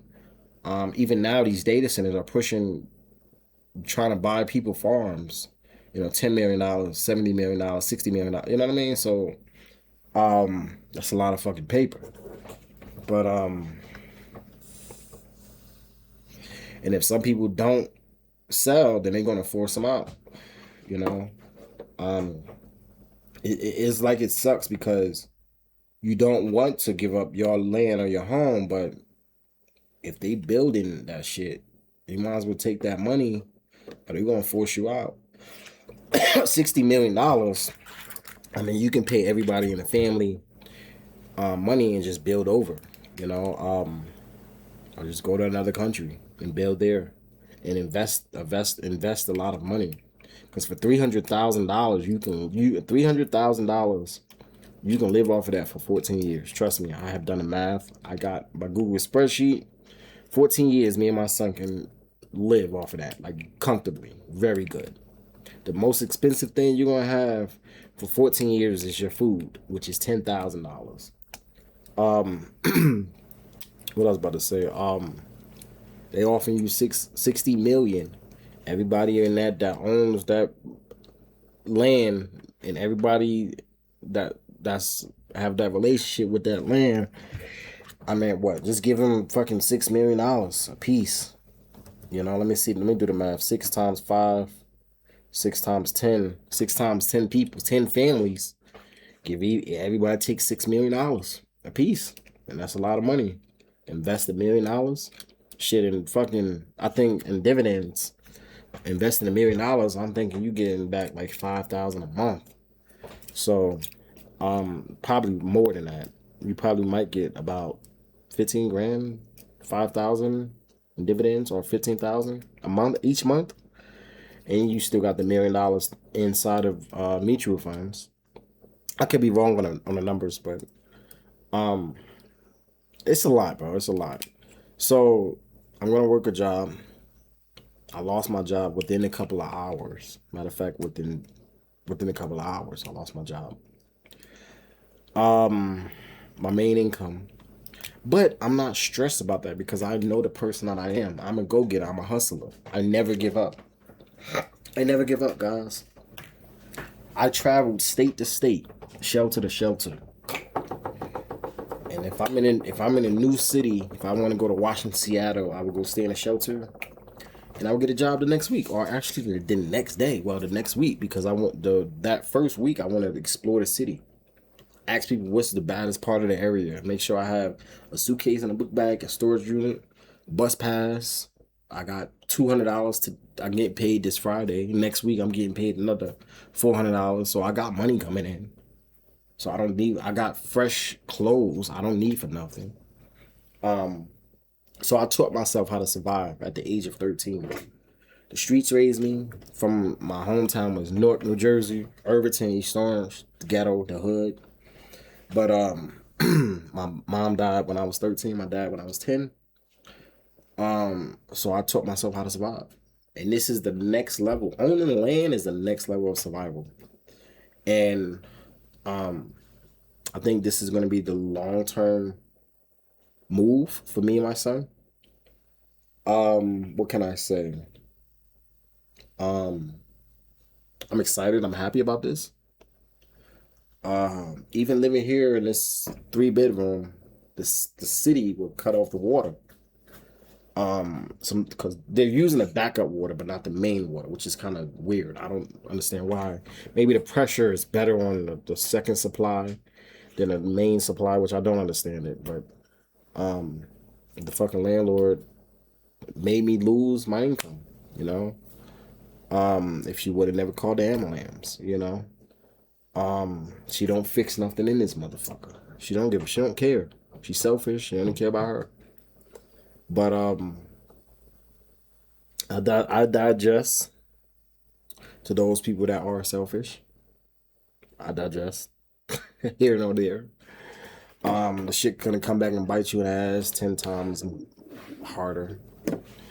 But I'm quite sure the landlord will let me stay here for 2 months for free. Again, I love the landlord. She done whatever she can do.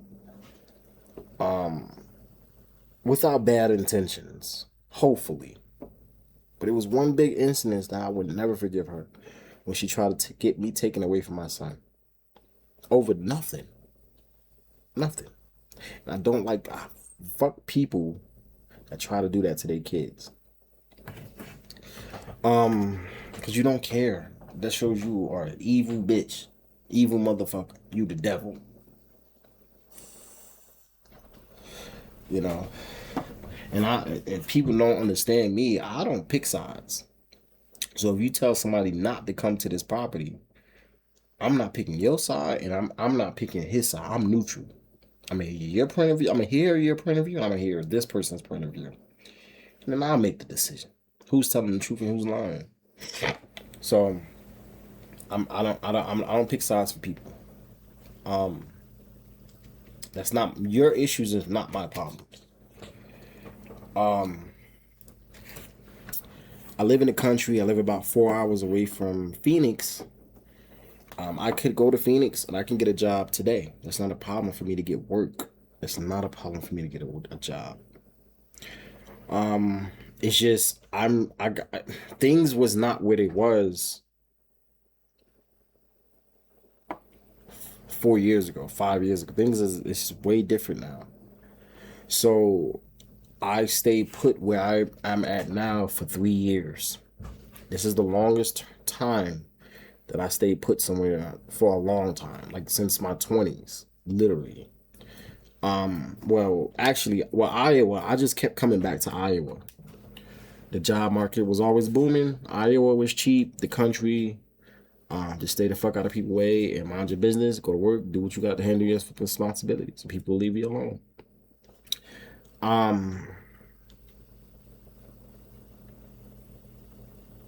That's why I love the Iowa.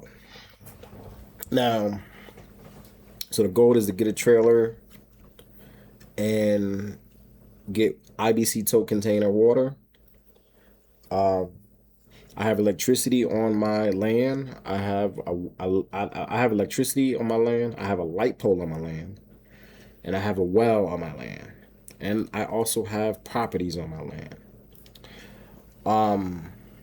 So the goal is to go get work from a staffing company, get hired, work there, so I'm able to purchase a trailer, IBC tow containers. The trailer is like $2,000, and then I'm still paying on my SUV. My SUV is about $4,000.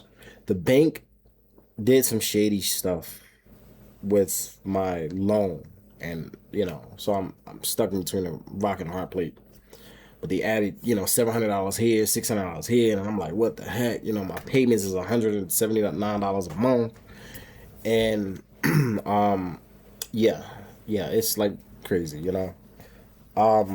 So once I get my trailer, we move out of here and we move on to my land. The goal is to pay my car off, just pay $1,000, boom, 1,000, boom, 1,000, boom.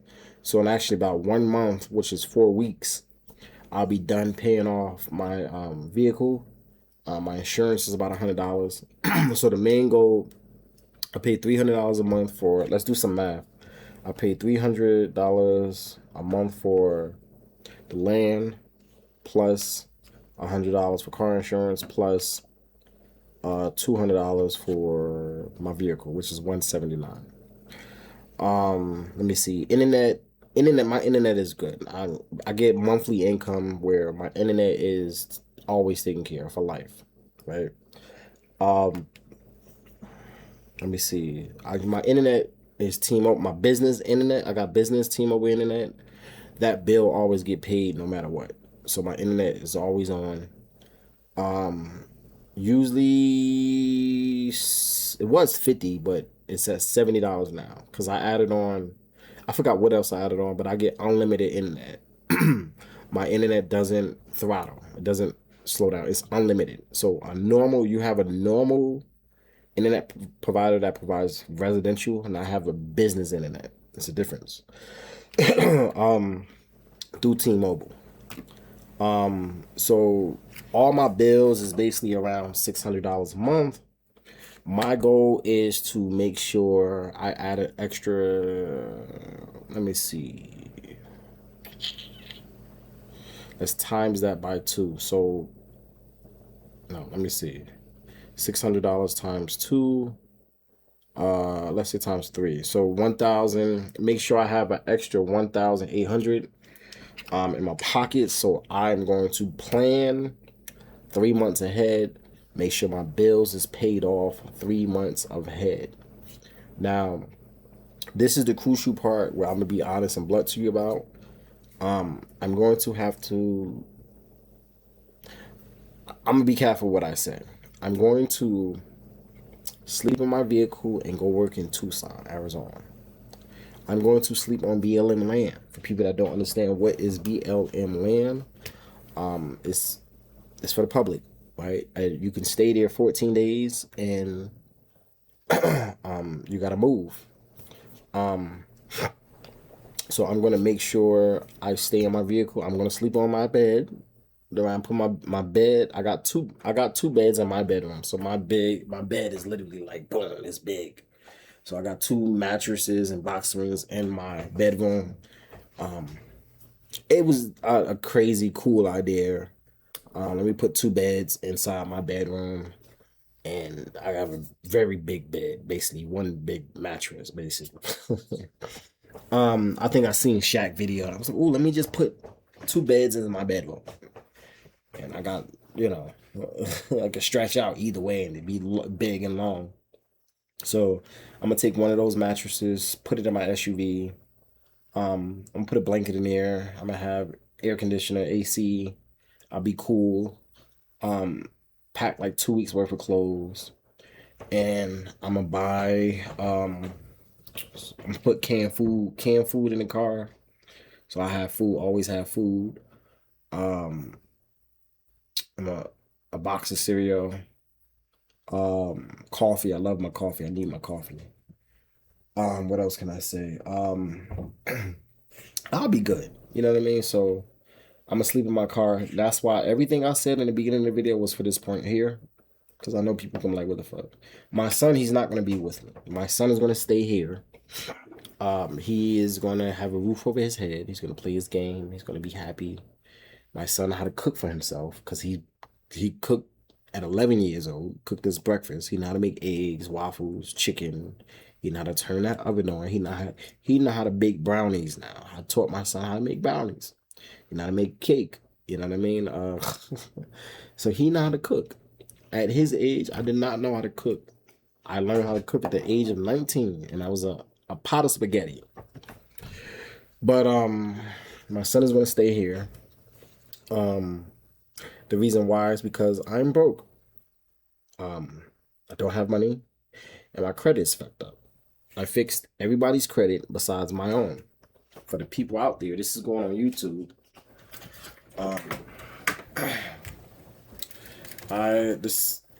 The glass kind of messed up in it, but I have fixed, $1,696,000 in debt in 30 days for other people.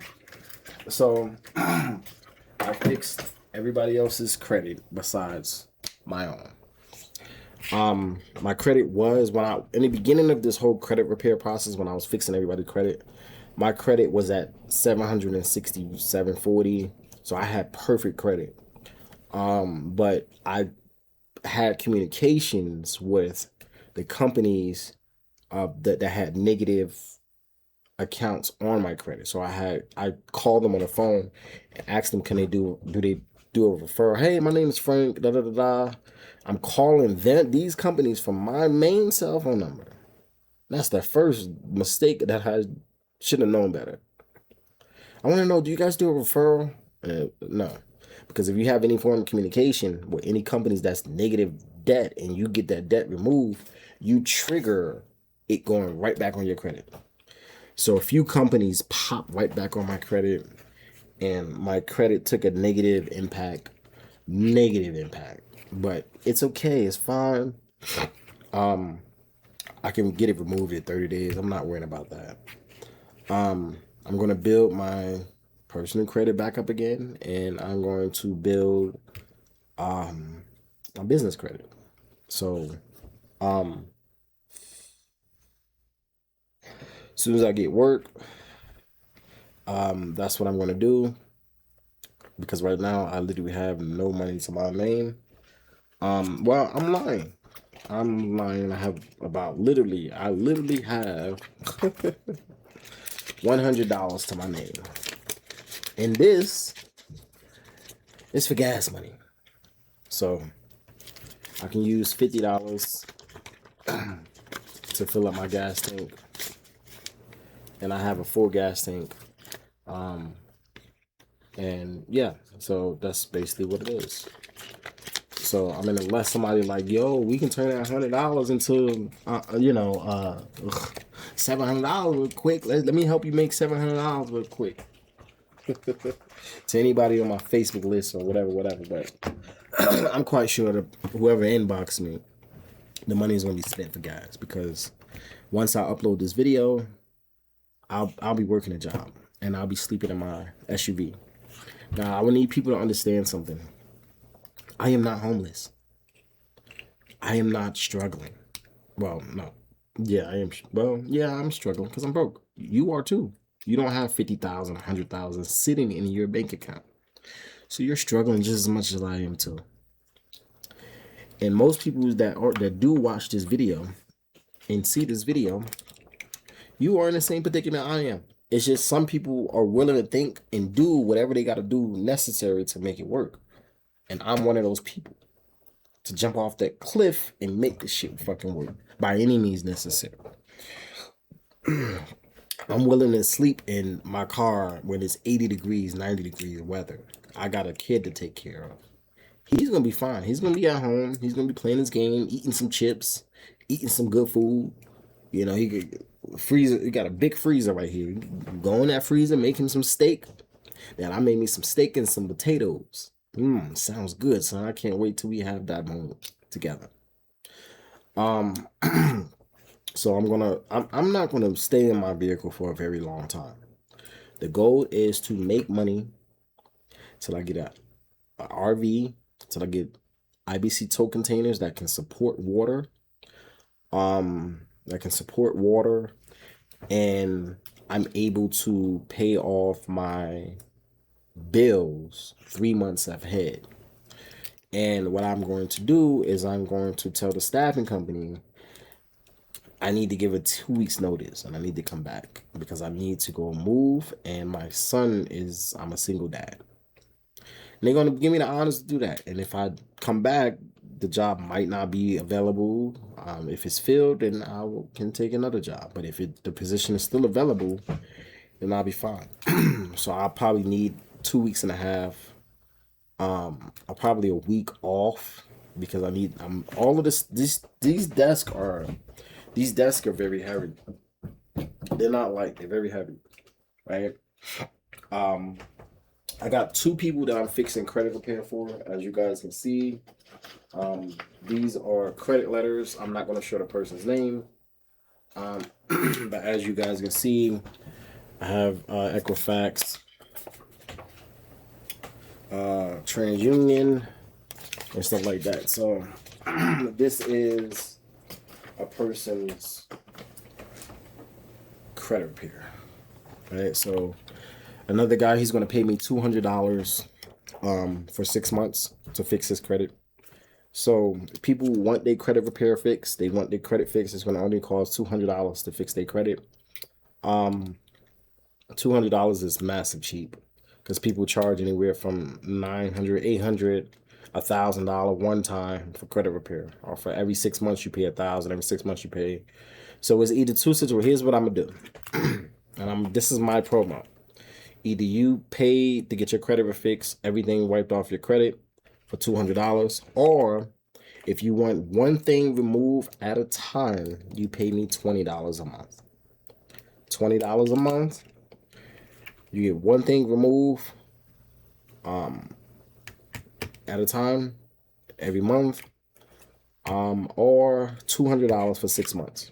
And if everything don't come off your credit within 6 months, we just keep attacking. Like I tell everybody, and everybody says in a credit game, just keep attacking. Don't give up. It doesn't matter about you spending money, because let me ask you this question. If you fix your credit, like for example, I don't think it was the right time for me to, it wasn't the right time for me to get credit cards. It just wasn't the right time. And I said I probably would have blew the money anyway. Now is the perfect time for me to rebuild my credit and run some plays, get funding, use that money to invest the money. Because at that time, when I was fixing credit and I started I didn't know what to do. I didn't know what to invest into. Now I know what to invest into. I'm going to invest into digital real estate. If I invest $50,000, I get back $150,000, and if I invest $10,000, I'm getting back 17 grand. So I want to invest in the digital real estate. That's and every month I can cash out daily, weekly, monthly. So when I was fixing people's credit, I did not know what I wanted to do. I didn't know what direction was to go in. But I'm pulling back from internet marketing. I don't care about this. I'm in reality zone right now. So I'm gonna invest in digital real estate.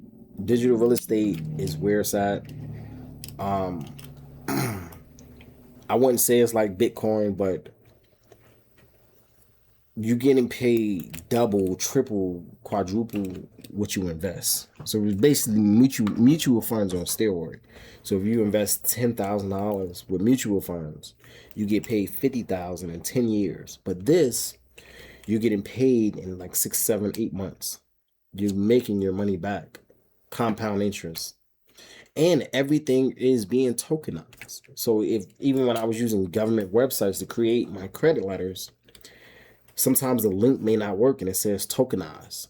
And that lets me know that things are being digital tokenized. So with digital real estate came into play, things are going digital, things are being tokenized. It's a smart move to invest, and you're getting paid money back every month. if I invest $10,000, I'm getting back 1,500 every month, and for like 6 months or something. I think it's 6 or 7 months. So let's do the math. 1,500 times 7. That's 10,500. I think you're making. I don't know. I don't know the math, but I know if I invest 10,000, I think I'm making 24 grand or something like that, or $27,000. If I invest $25,000, I'm making back $52,000 in about 6 months. I'm seeing people cashing out and making money with this. That's the investment platform that feeds the machine to me to live life. As soon as I get a trailer, IBC tow containers, we will have electricity. I'm going to quit my job, come on my land, make sure my son is on my land, make sure he's good. We got guns. My son can protect himself. I shoot. Well, you guys seen videos on Facebook of him shooting a shotgun. And then I'm gonna go back to work, and that time I'm gonna go to work. I'll have money, and I'll be able to come back and forth, go to work, come home, go to work, come home, go to work, come home. That's the goal, right?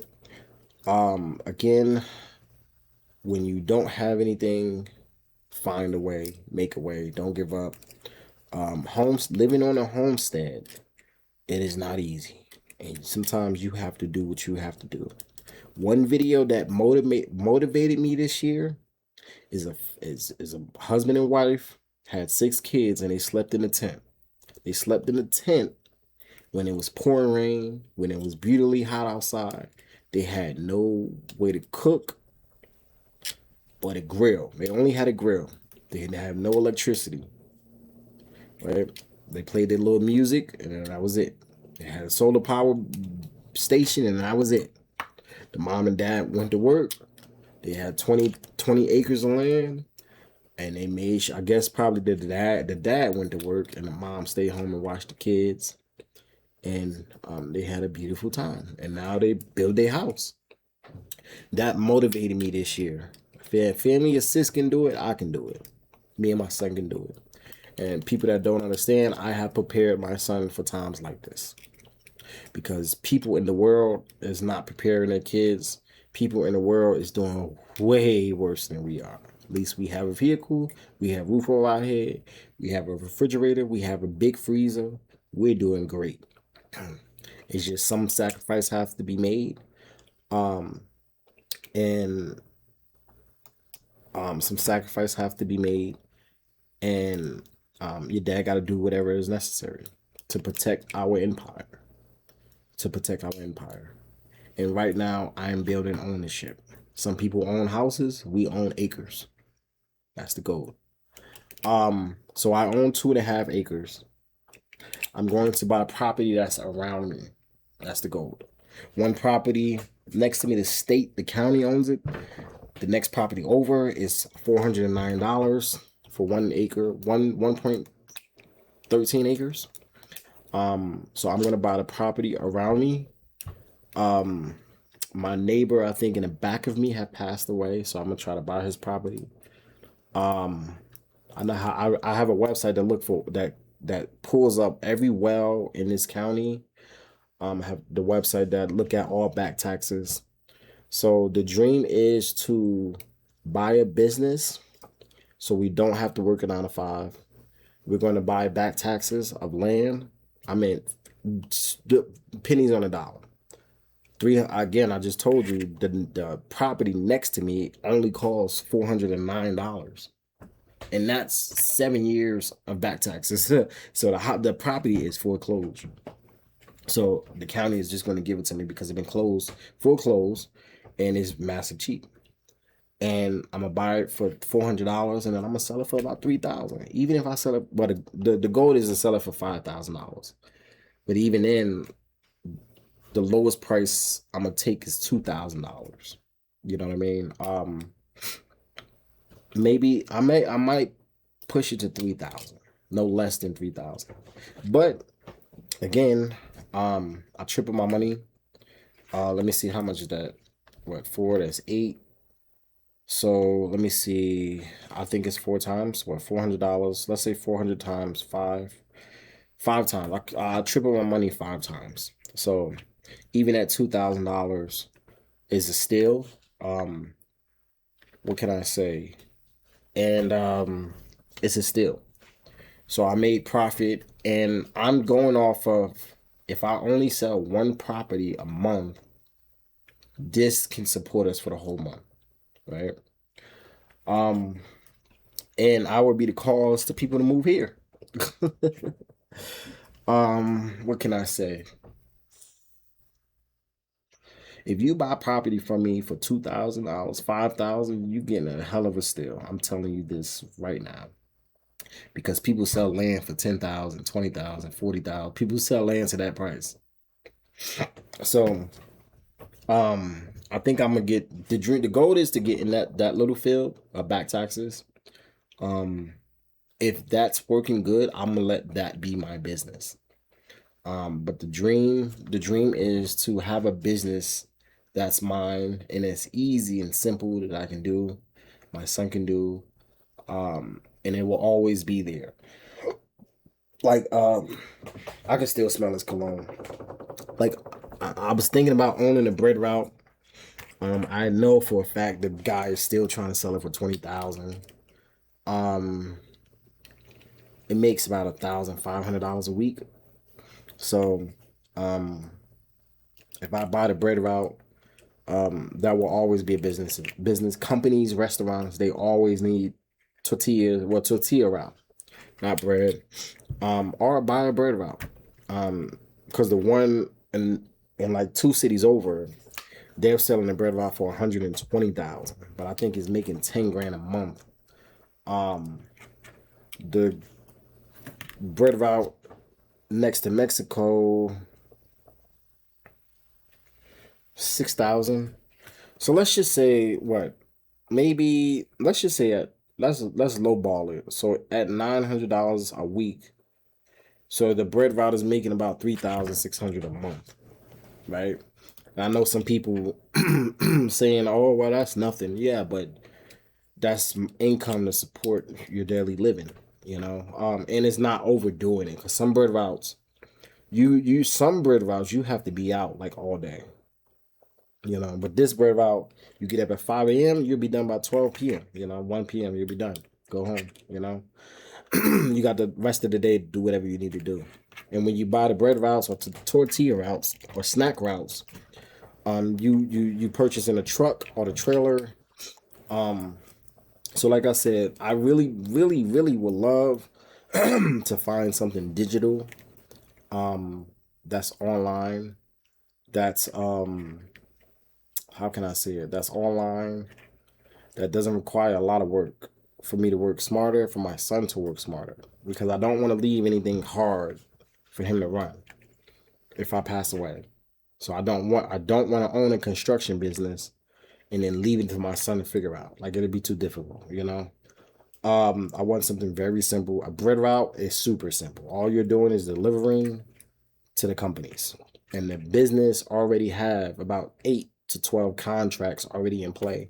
So that you go work the bread route this week, next week you get a check. You know. What I was about to say.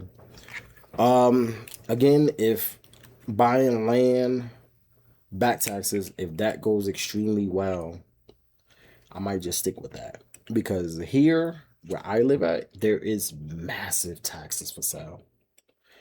I can't say it. Well, if I buy low, and let's just say if I buy in the hundreds, I don't know. I might sell it for 3,000, might maybe 5 grand, because some back taxes are $2,000 for back taxes.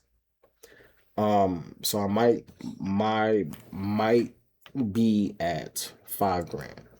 And if it's in like 300s or 200, like even a little while, I seen it was back taxes for 3 years. I think it's back tax for 3 years. That 4th or 5th year, it's only $200 for back taxes. And it's like, I think it's 3-4 acres, 5 acres for $200.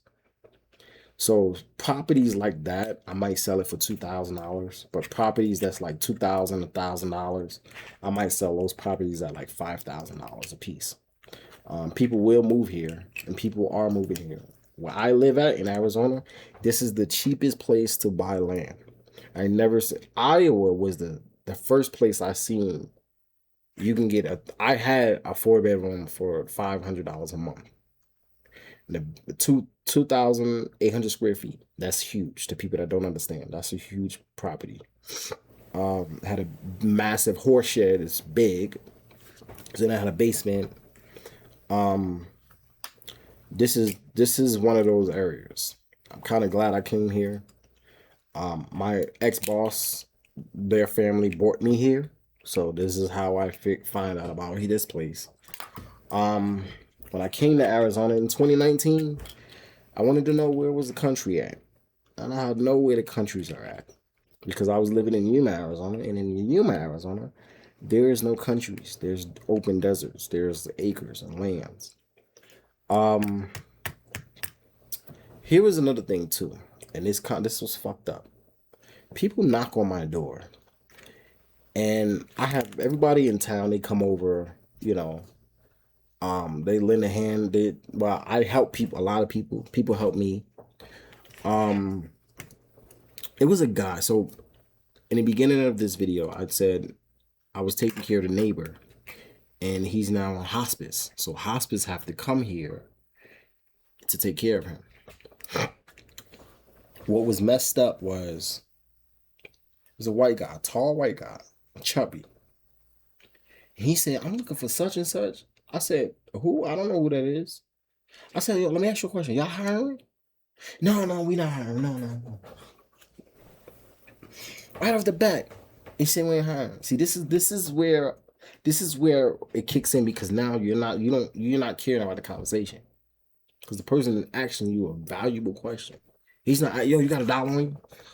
Yo, you got a cigarette? Yeah, can you buy me some alcohol? This person is not begging for anything. But they are, but they're trying to add value to where you're working at. Right? And little did he know, he turned me down because I was black. Then I'm gonna tell you something. He said he was looking at the tablet, the iPad. It's like, I'm looking for this person. I said, that person doesn't live in this area. They don't live here. Mr. Ebert, I said, they live right there. And I said, bro, let me tell you something. I was Mr. Ebert's caregiver. Oh, I'm sorry. I said, you sure y'all not hiring? Yeah, we hiring. But I just didn't know, I didn't know. I'm sorry. I said, it's cool. Well, it's fine. But little do you know, you judging somebody. This shit still goes on. You're judging somebody. Something that you know nothing about. You don't know any requirements or skills that I have. I've been doing nursing since 2008. I got my CNA certificate. Of course, they expire, right? I got my PCA certificate, personal care assistant certificate, which I passed my test. So for you to sit in, nah, we not. Because I know, when you said, Mr. Eben, I know I just lost my job. I'm trying to bounce right back. So if you coming from the guy that I take care of, your place must be hiring. So I'm going off the top of the dome. You guys hiring, bro. Let me get in between. Your job look a little easy. What you walking around with an iPad? What you do? But he act like he ain't give a fuck and want to give information. So I just said fuck it. You know what I mean? Just let that be where it be's at. You know. But I was a little bit like, I wasn't hurt, but I was just like, I was more kind of upset about us black people that we still go through this shit. I was at Family Dollar and a little girl, she might have been like 12 or 13. And this is me right here with stuff in my hand, with products in my hand. And she was literally right here And she was facing this way at the cashier. The cashier was right here. And she looked at me and she turned back and then she instantly started turning back around just like that. And she paused and like was staring at me like this. Like she froze. In my head, I'm like, it's either two things with this shit of why she's looking the way she is. And I'm not trying to sound like a pedophile or anything, but it's either I'm a handsome black guy or I'm a black guy and her household told her about niggers. Niggas. And she got all this shit in her head about niggers. So when we witness certain situations, we know what's up. When we go to a gas station, you white and you ain't trying to say how you doing today. You ain't trying to provide value to that customer so he can come back. We witness that shit. Even if you don't say nothing. If you throw our stuff on the counter, you don't even hand us our change. You put it on the counter. Here you go. We pay attention to this shit. I'm friends with a lot of white people in town. And one of my neighbors actually, he like, Frank, did you realize such and such? She had quick to have a conversation with me, but she ain't say nothing to you. I know. I'm well aware of this shit. Well aware. I'm well aware of this shit. It's fine. It's cool. He said she only said like one word to you, and she was the first person I met when I came in town. It's the person that owns the gas station. Well, she's a bitch. She's an asshole. She fires people every month. It's a new person. Bro, we live in the country, bro. The economy is not big here. Every fucking month you got new people coming in and out. Are y'all doing some illegal activity shit in that fucking gas?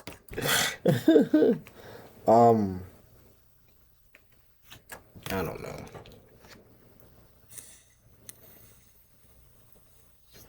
She's a bitch, bro. But again, I'm not looking to people to feel sorry about me, for me and my son, sympathy. Nah, I'm just letting people know exactly what's going on. We moving forward. So at this point, and here's another crucial part. Everybody that I know, I am cutting off to the core. I'm done. And I didn't realize this, but I forgave everybody in my past. Let me call my sisters and brothers. I didn't talk to them. Let me stop holding grudges. Let me talk to my uncle. You know, again, I've been traveling state to state, and I cut everybody off. After I did all of that, and I cut everybody off, even my best friend, I was back talking to my best friend. I only have one best friend my whole life. One best friend my whole life. And I don't say you're my friend. I don't use words lightly. These are heavy words that I'm using.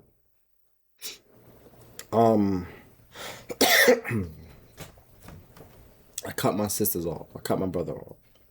Because it shows me that you still stuck in this ghetto mindset, nigga mindset. You don't want to grow.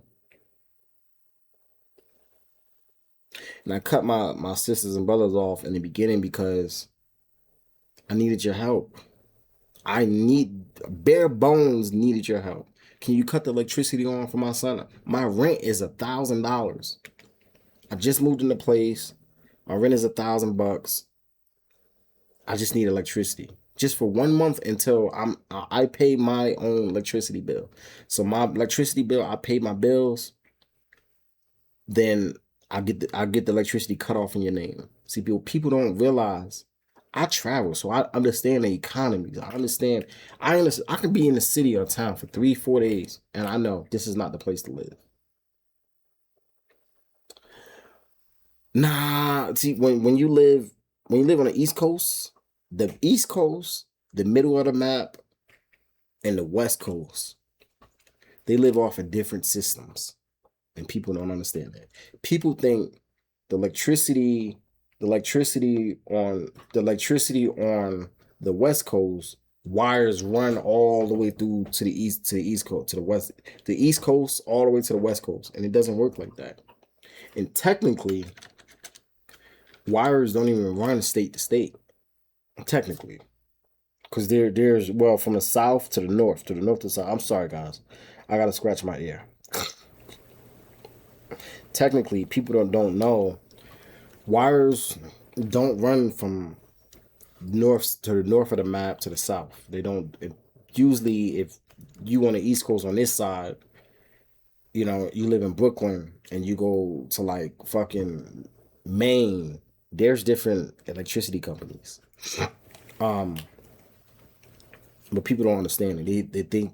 They think it's just one system, and it's not like that. And she couldn't help me. She told me no. I would never tell my family members no. You need in your name? Okay, cool. Boom. Oh, you need a car? Use my social. Go get a car. I'll co-sign you. And I know you're able to provide and take care of responsibilities. And I know you're able to deliver your word. The main option was I cut my sister off because I became human shock. Because at my son's age, when I was 13 and 12 years old, y'all left the house. Your mom was dying and y'all left me and her in the house. And I cut y'all off. My son made me realize this. Because I said to myself, where's family when you need them? And I started thinking about our past. You left me in the house as a kid. You left a kid in the house and your mother was dying. You turned your back and you walked off. You turned your back on me. Me. My brothers never came home. My brothers never got us out the project. My dad was collecting SSDI. My mom was collecting SSDI from my dad, which was about $400 to $500 a month. That supported a roof over me and my mother's head. And if it wasn't for that little it was $500. If it wasn't for that $500 a month, me and my mother would have been homeless. Nowhere to go. We probably would have moved in with somebody, but we would have been homeless. Nowhere to go. My sister walked out the house. She was in the projects with us. She packed her shit and left. She couldn't take it. She couldn't handle it. She didn't leave to go get a job and then come back, get us out the project. She left for good.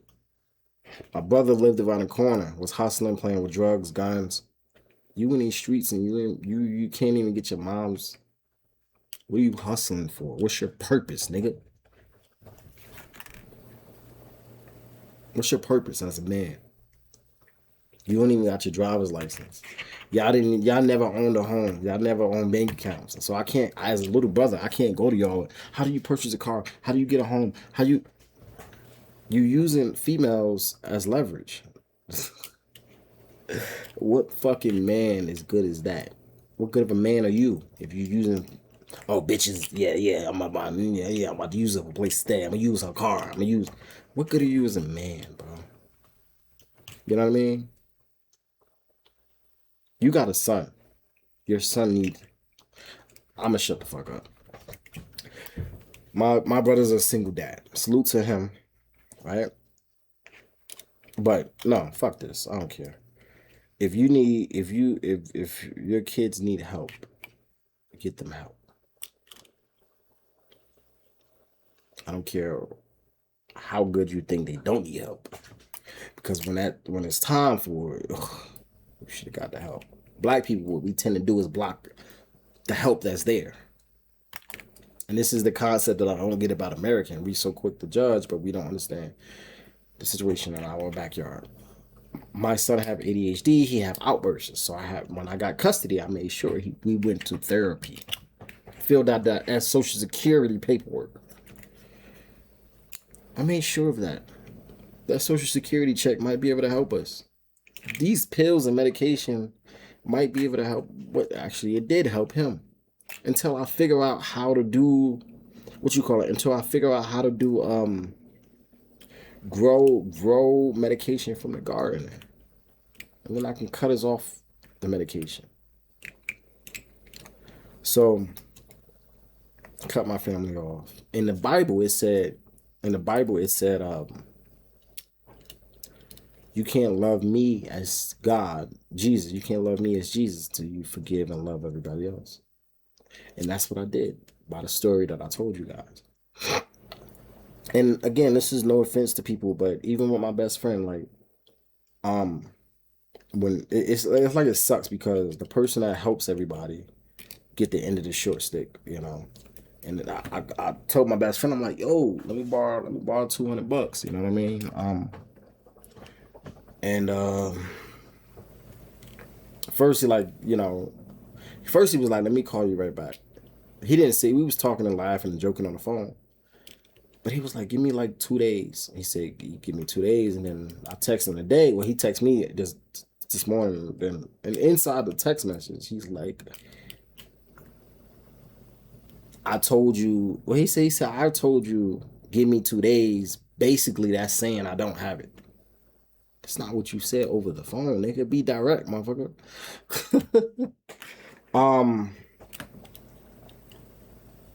It was just I didn't really feel a text message. Nigga, you need to be thankful. I told you I'm like, what are you talking about? We not compatible. Of course we not compatible, nigga. We're fucking men. What the fuck? I'm not your bitch, motherfucker. The fuck? Let me pull up your best friend. I'm venting to you. Yo, this is what's going on. I just lost my job. I need help, bro. I don't got no bread coming in. I need your help. I need send me a little $200. But yet young, it was okay. It was okay for me to help you fix your credit for free. It was okay for me to help your wife fix her credit for free. I didn't charge you like I charged everybody else. Why? Because you're my best friend.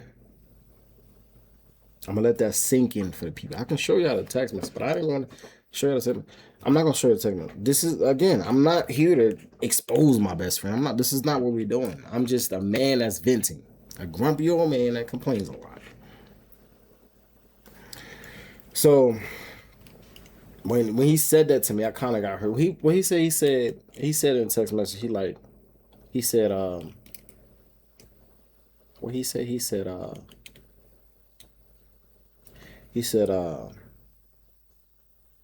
said, bro, this is what I'm doing. I'm about to sleep in my vehicle. I'm gonna go for work, blah, blah, blah. I don't have no income, and bills is literally right around the corner in 1 week. And I don't have no money, bro. I don't have no income. I don't have a job. I just got told your service is no longer needed. I need your help, bro. I told you give me a couple days. You doing all that extra shit.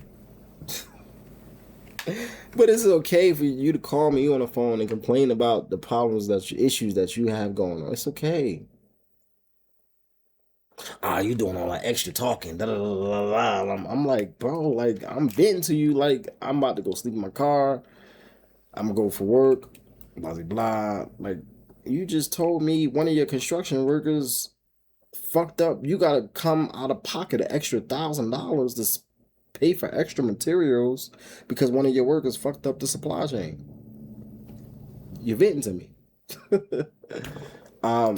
But again, like I said, I fixed his credit for free, wiped shit off his credit, and it's like the people forget that part. You know what I mean? And we're not compatible. Or you saying all this extra shit. It's annoying. I don't want to hear about that. It's making me think, like, and he said one thing which kind of questioned our friendship. One thing, and that hurt bad. This was months ago. We was kind of debating and arguing, and I'm like, bro, I forgot. I said, bro, like, it's certain things you have to do. And he told me, he was like, I don't need to do nothing. Everything with credit repair needs to be you're doing. The credit repair is not my doing. I get that, but you know, if you walk into a bank, and I told you to get a certificate. If you walk into a bank and this bank is giving, like Navy Federal, for example, if you walk into that bank and this bank can get you into Navy Federal, you need to know about this certificate because this is one of the backdoors ways to get into Navy Federal. If this bank is giving you 60,000, 70, 80,000, and it's all because of this certificate, you need to know about this certificate. And this certificate needs to be in a credit folder. But if you walk into that bank and what I'm about to say, if you walk into that bank and you get declined for whatever reason for that bank, it's good to know the information. You got that certificate to help you get approved in the bank, because you walking into the bank and you just guessing. But if you go into that bank and you whatever you get approved, all because of that certificate. I'm not saying for people to understand and know about credit repair. I'm just saying it's certain ways and secrets to maneuver with credit that you have. Is information that you need to know. And that all because of that certificate, now you're able to get into this bank. Even with trade lines, you're able to add 10 trade lines, 12 trade lines, 24 trade lines. That helps makes your credit strong, the report strong. And this is what I told my best friend. He like, I don't need to know all that. My job is real estate. It's not credit repair. So we got a little argument, because I get my point is you're not supposed to know credit repair. I get that, but you need to know secrets and websites about credit. So it can help you walk into different type of rooms. And also with trade lines, it is not my doing to pay for a monthly subscription on your credit card. I'm not paying a monthly subscription. My job is to clean your credit and give you the information and tools so you can make your credit stronger. I clean this credit, even with Navy Federal. I'm like, yo, did y'all do a pledge loan? And for days and for weeks, he's like, no, I didn't do it. I didn't do it. No, but you telling me, like, don't tell me you making 500,000 and then when I ask you certain questions, you not delivering. So how can, if you making 500,000 and you trying to get to $1 million in credit, like you're saying doesn't match, bro. Like, I'm sorry. I'm not saying this shit just to expose you. That's not my intentions. I'm like you Jay-Z. I'm Beanie Siegel, nigga. I'm just venting, motherfucker. I'm just venting. That's all. You know what I mean? And it kind of sucks. Like, my sister was right about my best friend, and if he sees this video, he might be a little hurt. But I think she was right. And when me and my best friend was arguing, because I told my best friend, like, I'm like, yo, tell your wife to call me, like, because I'm fixing her credit. And I said, bro, if she don't respond, I'm gonna throw her credit letters in the garbage. She's not replying. That ain't my problem. She need to talk to you, not me. I shouldn't talk to her. That's you. She your client. Y'all niggas didn't pay me not a dime. So you can't sit there and say, oh, she my client. Nigga, that's, y'all supposed to be family. That's family. Your wife is family to me. Tell your fucking wife, nigga. You doing all this extra. That's your client. That ain't my client. She's supposed to give her 24 hours. You supposed to act like a real business person and give them 24 hours. Because I text her in the morning, then I text her at nighttime. And I'm like, bro, like, if you don't reply, your paperwork is going in the trash. And then my best friend kind of got upset. And he started sending all these messages. And then it's like you telling me big shit, but you talking big shit, but it's like your actions is not. It's not moving the same. Like, you know what I mean? Like,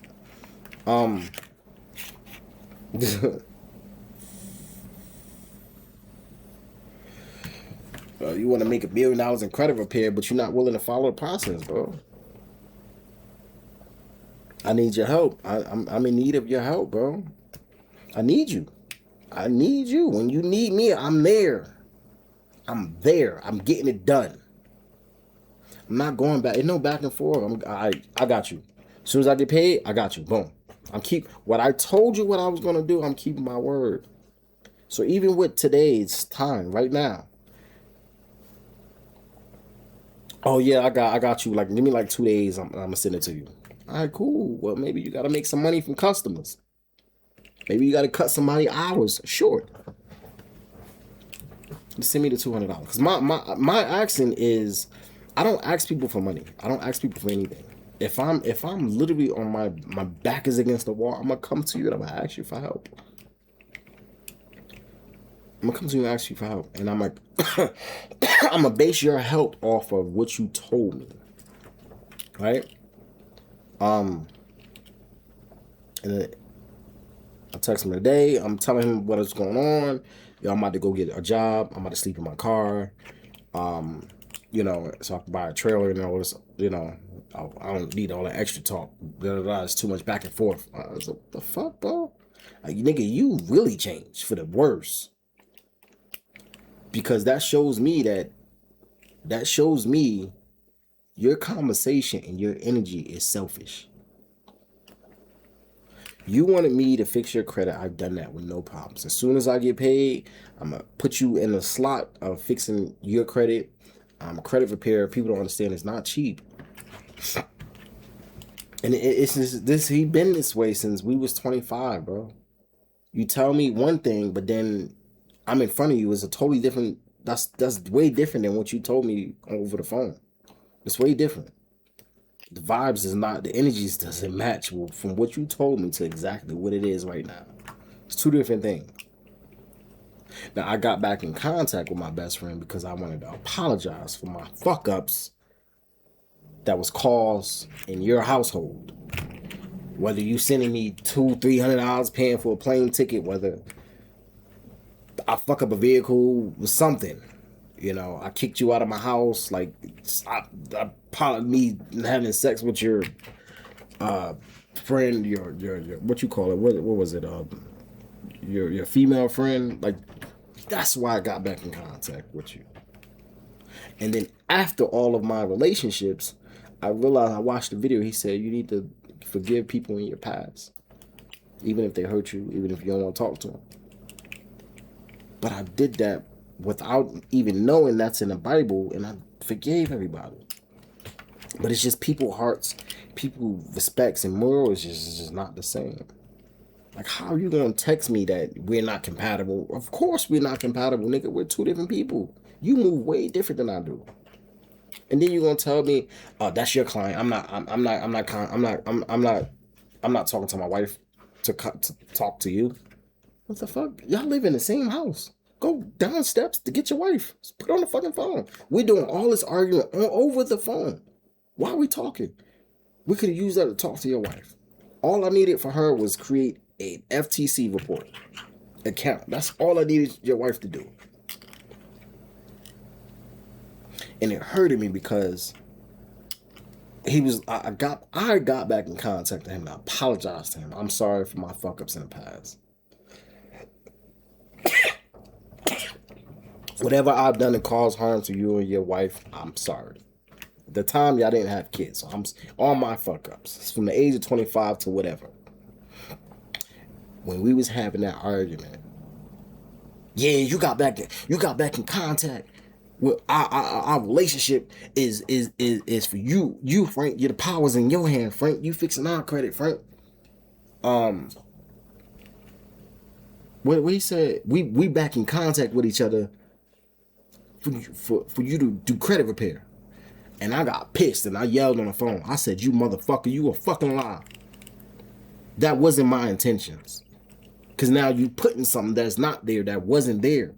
Because you didn't even know I did credit repair until I told you. My intentions was not get back in contact. Oh, yeah, I do credit repair. No, yo, bro, I apologize for my fuck ups. I'm sorry. And then we get into what you doing, what I'm doing. Or I'm in real estate, or I'm doing credit repair. But I digest. Again, this is not to expose and tell off. I'm just a little hurt right now. That's all. I'm hurt. I am hurt. I am in my feelings. And this morning when he sent a text, I didn't think about you, bro. I just want to say what's up. Well, I'm still sending him. I just want to send a message. All right, cool. And then I said something. I forgot what I said. I think I was venting to him. Bro, I'm about to sleep in my car. We'll go get work. Da, da, da. I'm not saying everything that I'm doing is a bad thing and I want people to feel sorry. Nah. It's just a simple fact that I'm sick of people, bro. And then even I dissected all the text messages with my son. My son is a very smart, intelligent guy. I'm like, am I wrong? Like, we're not compatible. Why would you send that to me? And what else he said? He said fucking. What else he said? I don't need all that extra talking.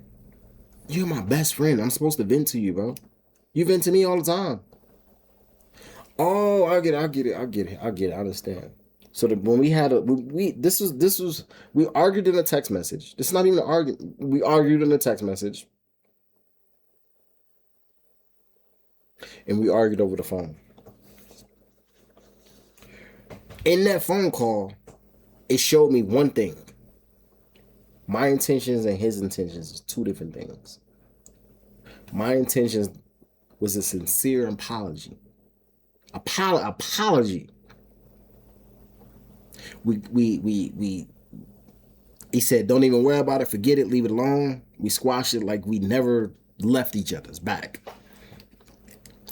But since that time to now, and this is who you've been, it's always been about you. And you are a selfish person. My best friend is a selfish person. Just like my fucking landlord. She's a selfish piece of shit. You are a selfish person. And when it came to people helping you, it was cool. Yeah, I'm trying to do this. I'm trying to do that. This is what's going on. That I'm listening to what you need done. I can provide it, so let me give it to you. Let me give it to you. Let me give you the service. This is what you need to do. That's what you need. I ain't say, oh man, you doing all that extra shit. Da, da, da, da, da. I need to. No, man. Oh, I'm making $500,000 a month. 500,000 a year. 200,000 a year.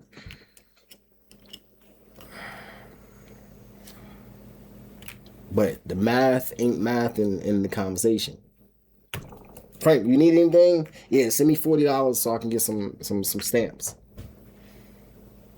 I gotta bug you to send me $40 for stamps when you just asked, you just offered. You need some money, Frank? I'll send you some money because I'm fixing your credit for free. Yes, I need to buy some stamps. Send me $40. Send me $60. I need to buy some stamps. Now I'm texting you. I'm calling you. Oh, I'm gonna call you right back. And I call you again. Damn, man, shit, you harassing me? Word? This is how you feel when you offered. Okay, cool. So I know where our relationship stands. You're right. We are not compatible. You're honestly right. Again, this is not to expose my best friend. This is just telling the truth. Like I said in the beginning in the video, people might be hurt and when they see this video. But the truth is the truth. And it is what it is. I fucked up in my past. I'm young. Men, we make mistakes. Men, we do stupid shit. Men, we fuck up. That's in our nature. This is that simple. But as long as you grow from your mistakes, you fuck up. Whatever, I don't give a fuck if you robbed a bank. I don't give a fuck if you murdered somebody. Either learn your lesson or don't. And I have a best friend that was selfish. Didn't care about nothing but himself. Now, is he the type to send money? Is he selfish? He's not selfish. But it's just, if you say you're going to do something for somebody, pull through, my nigga. And if you do send it $200, I'm going to send it right back to him.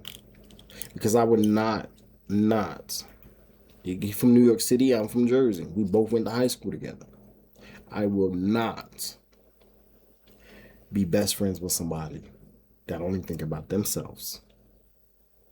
And if we wolves of the pack, you going to fuck around and eat me and my kid. And I will not have that. Even though I don't talk to my sister, she was right when we did have a conversation. And I specifically told you this purposely, on purpose, in person, multiple times, through years. Stop making people trying to feel good. And tell them the truth on exactly what things are and be honest up front on what it is. Don't make people feel good. You just tell them something just so they can feel good. Oh, I told my wife I'm gonna buy her some nice smooth luxury pots and pans. No, you making her feel good, bro. Sweetie, look, I don't got no bread right now, but I'm gonna get you some pots and pans as soon as I get that money. That's a difference. Because you just promised that person next week something, and then you're not going to do it because you want to make that person feel good. And then you don't even deliver. Then you don't deliver. I didn't text my best friend because I knew that I waited. I'm waiting, and I waited patiently. Because I'm not going to blow you up over no $200, bro. I am not going to do that. I got $100. That'll last me. I got food. My kitchen is, I'm good. And if he's sending that $200, I'm going to send it right back. Because I will not stand in a circle where there's no honor. Damn, he did fix my credit for free. At least I can do is give him $200. He looked me out, so let me at least look him out. I'm the type of person, you do for me, I'm going to do for you. And even if I don't do for you and you do for me, in my head, when I see something in a store or if I have some type of little bit of money, I'm going out my way to give to you and get that item for you. Just that simple. Just like me and a guy down the street, me and him got into a little debate.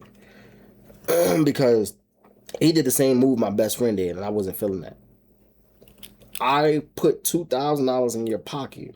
I put somebody, and this is gonna go on my Facebook too. Somebody on my friends list, they needed their car repaired, and I went down the street like, yo, put some bread in your pocket. You all right? Can't sleep? All right. So somebody like, yeah, I need my car. Nothing. Good. So they're like, yeah, I need my car fixed. So I'm like, the guy on the street can fix it. You know, she said, I wish I could find somebody for cheap. And so I went, the guy was like, he was in Tucson. And he's like, yeah, I can fix it. Yeah, let's go get the car. So I go to his house. Today's the day. I'm like, yo, let's leave at 5 o'clock so we can get there about 10 and then we can come back. Now he started going on.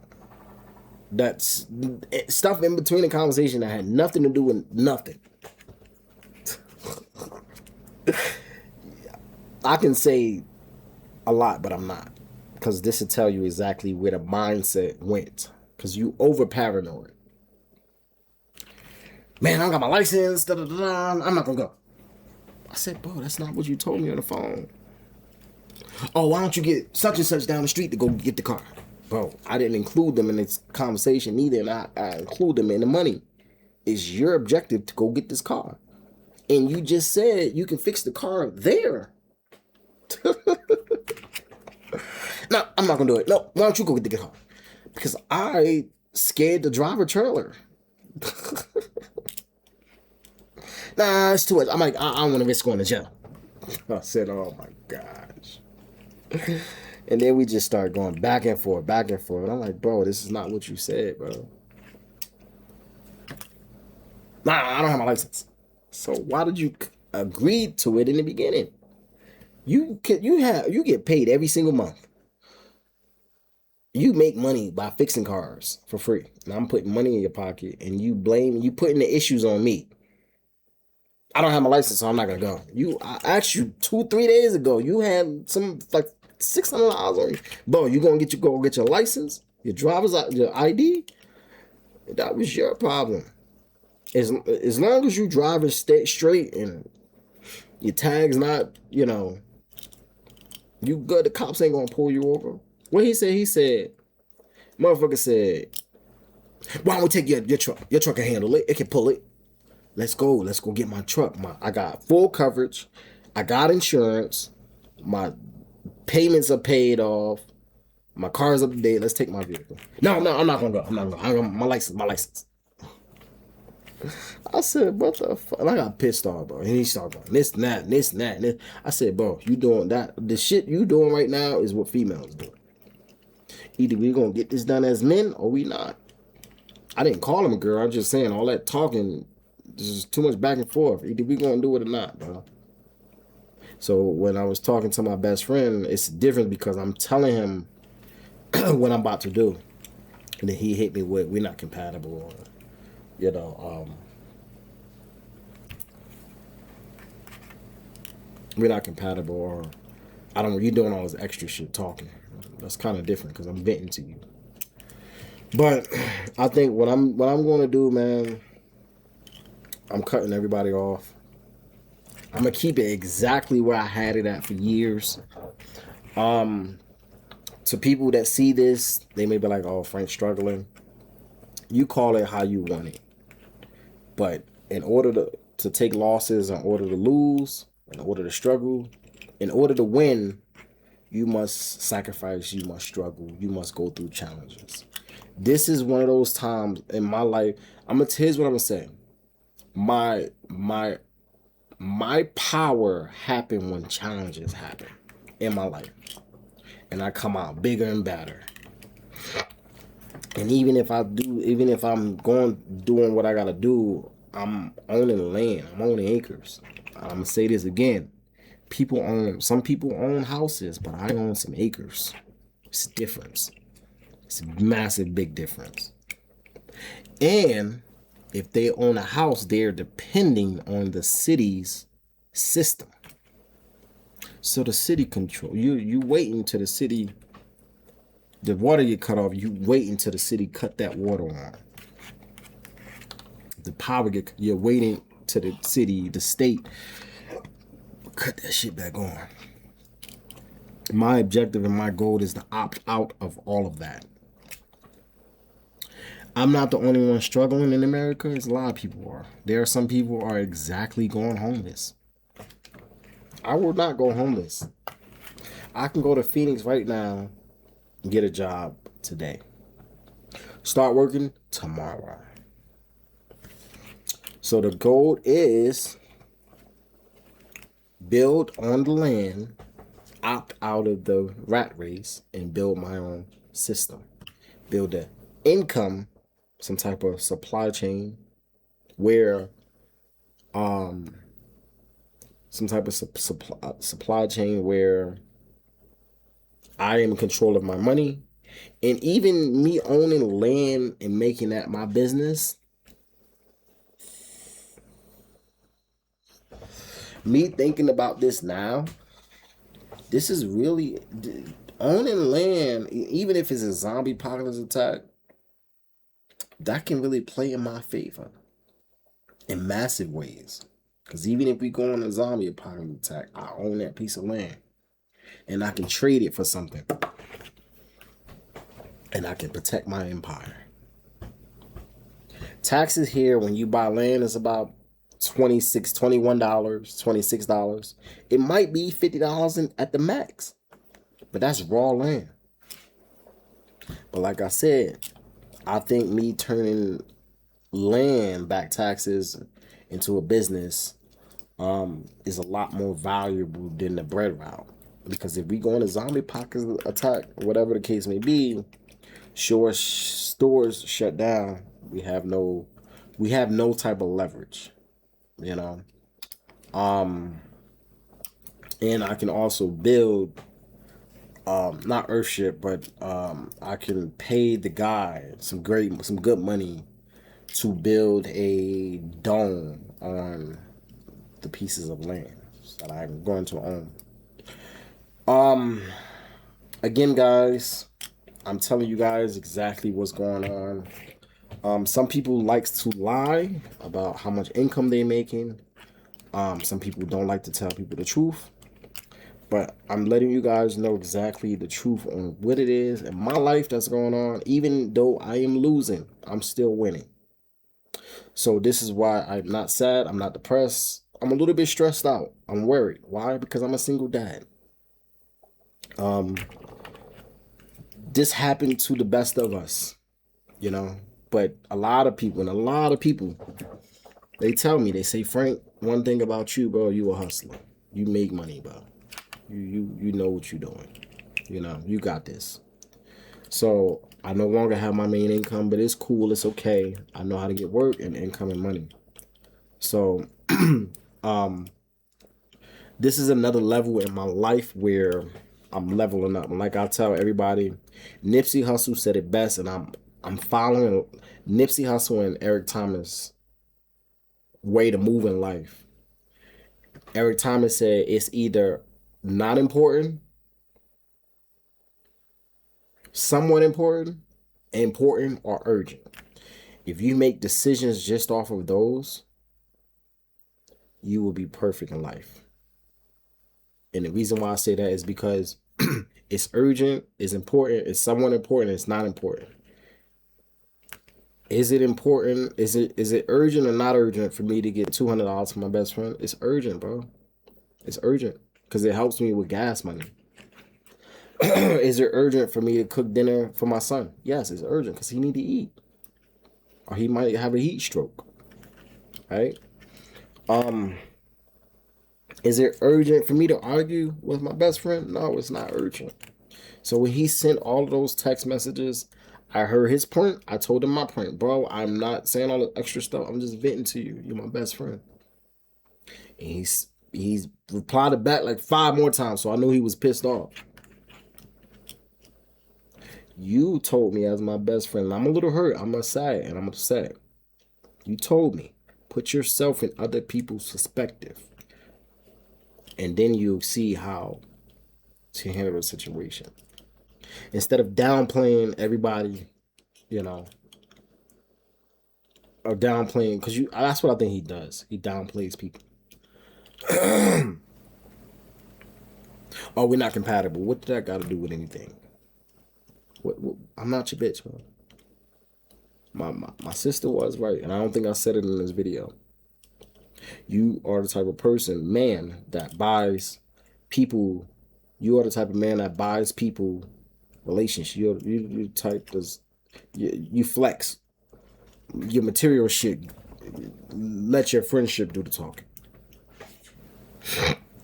I don't like doing that. I flex. Just be who you are, bro. I love you for who you are. You don't have to tell me you make it 500, 200. I don't give a fuck about that. I want my nigga back.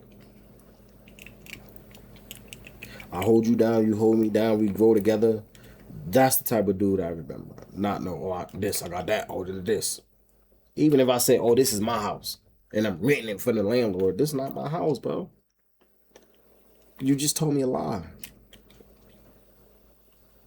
Material shit don't bother me, bro. And don't make things sound better than what they are. That means you fake, bro. I don't make shit sound like I tell people, tell me exactly what it is. I don't make it sound, oh, I'm making 10,000, I'm making 5,000. I've never said it in any of my Facebook posts or my YouTube videos. You have the potential to, yes.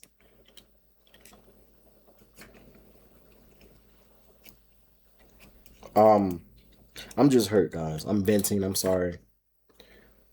Again, this is not to expose anybody. It's just I'm letting you guys know where my life is at, and I'm still dealing with pain. I never mourned after my mom's death. At the age of 13, 12, 13. And it's sad that people still hurt you till this day. Even my landlord. Fuck her. You know, crackhead motherfucker. I don't understand how the fuck she got this building anyway. She don't have no money.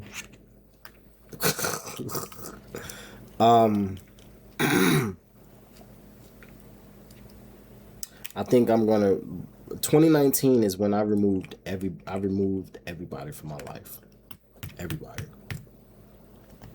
But I think I need to do that again. This time for good this time. Build for me and my son. Nipsey Hussle said it the best. Life is a pyramid. The first level is how to learn how to survive. The second level is financial, which means you protecting, you starting a type of business. Only financial. The third level is status. The fourth level is love. Everything up in that little pyramid, the small one, is love, relationships, care, kind, being aggressive, being a protector. And I'm following that pattern. So I'm on the second level of survival, which means we about to be a homestead. Because once you live on homestead, this will tell the type of woman you are or the type of man you are. Can I be a leader to my son? Can I give my son wisdom? Can I teach him something? Can I show him something? Can I lead by example? Can I show him how to go out there? I'm gonna say this all this is my little motto right now. Can I show my son how to put on his crown, put on his shield, and grab his sword and go out there and conquer? Can I show my son that? I think right now that's what I'm doing. And I've been doing. Because even the school said, your son is a leader. Out of everybody in class, your son is a leader. You're doing a great job, Frank. My son is very intelligent. He got A's. People love him. People follow him. I have friends come to my house all the time. My son had a girlfriend in Tennessee. He had a girl come over here for him. I'll let my son do whatever he want to do. You know what I mean? He have girls come over and that live in town. They go in his room, they chill, play games. Come in the living room and I'll go in my room. But yeah, that's what being a man is. Being honest, being solid, keeping your word. A real man should never have to reply to you on whatever the man or the female told you. They shouldn't have to follow up on what that was. It should instantly be done. And that's a woman, that's a man. You know what I mean? And you doing it out of your hearts.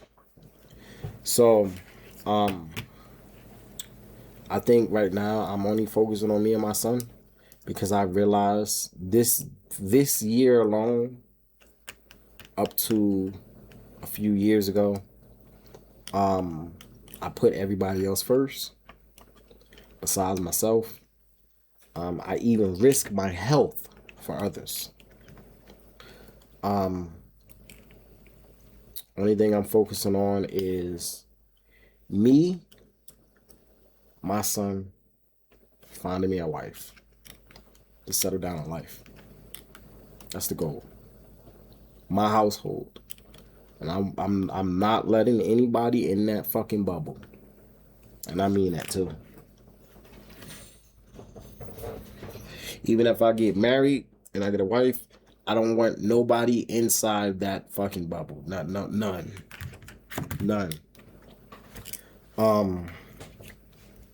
Because people nowadays are weird. People like the judge. Even the guy that came to my house. I'm sorry. I didn't know. Niggas, because I was black, motherfucker. No, they ain't hiring. They not hiring. No. You didn't want to help. You didn't want to help somebody that live in town. You didn't want to help somebody out. Like, I'm asking you, bro. Huh? Like, I'm willing to work.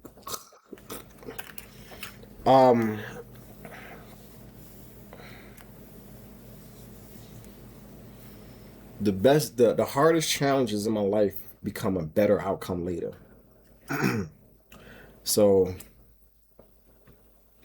and I knew what I was doing living in the country. my son don't have to be around a bunch of chaos, a bunch of ghetto-ness, a bunch of drugs.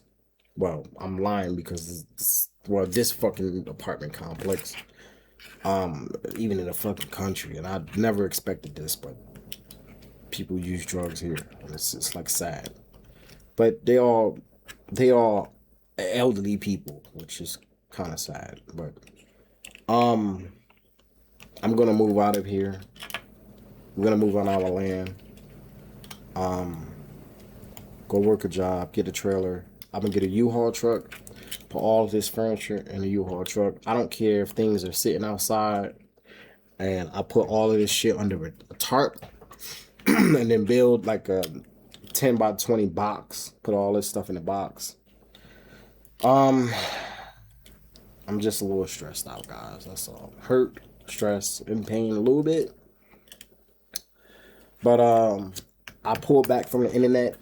I'm no longer being an internet marketer.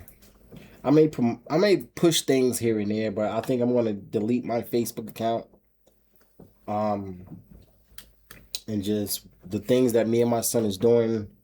The updates on what me and my son is doing. I'm gonna post it on my YouTube video, my YouTube channel.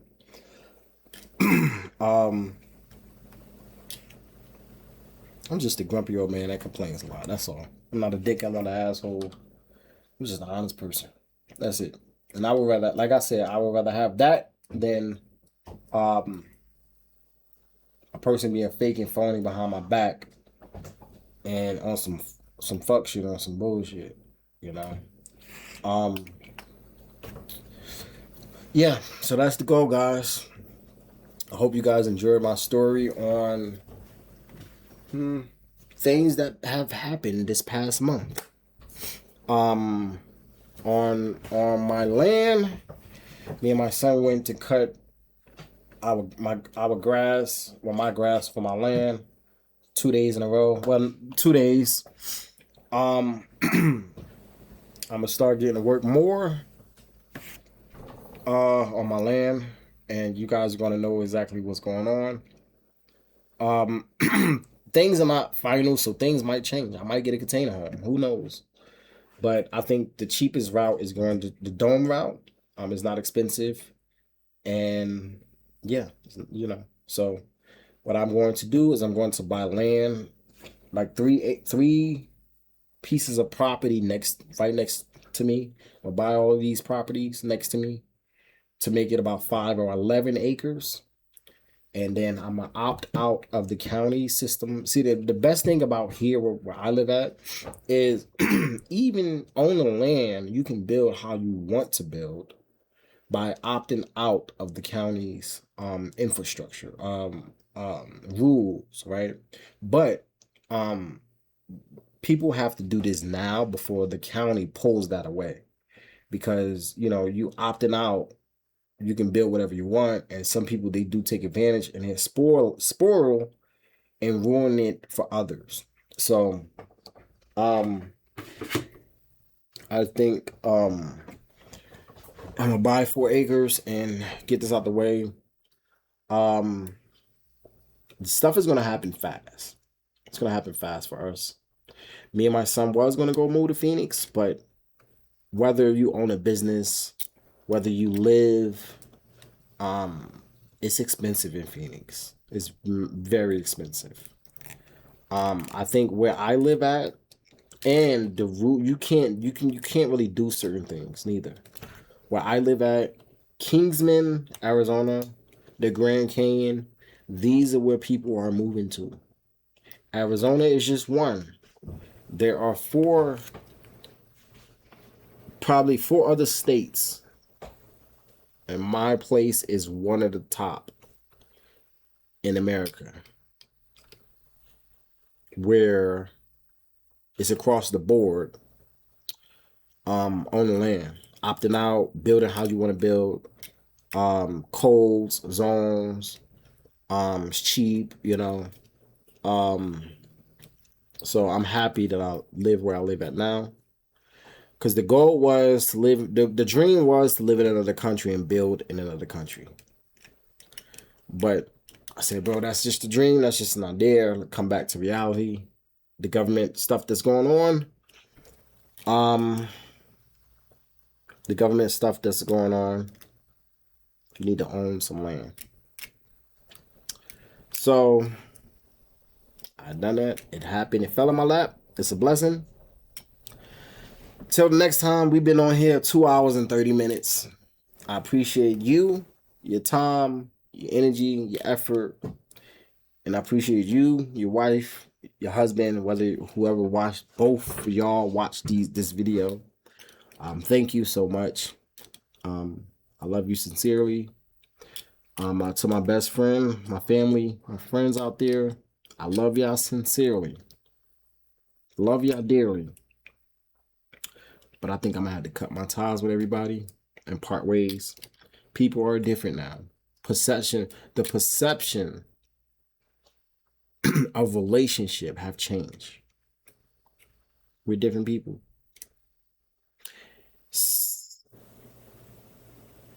Everybody has changed.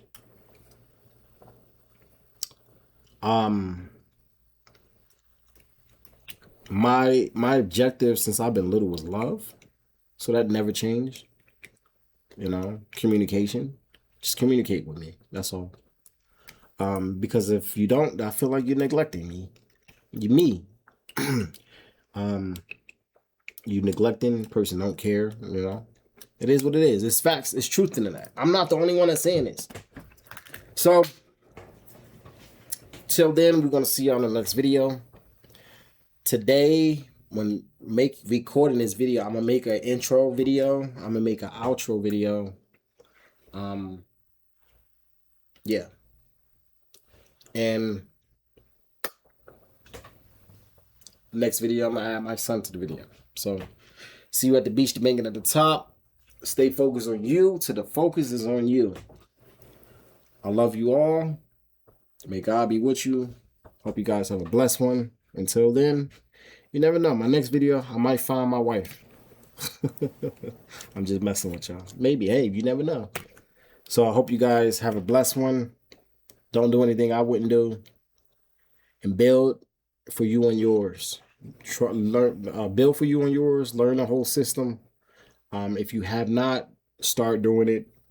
And get out of the city building, I guess. I don't know. Peace.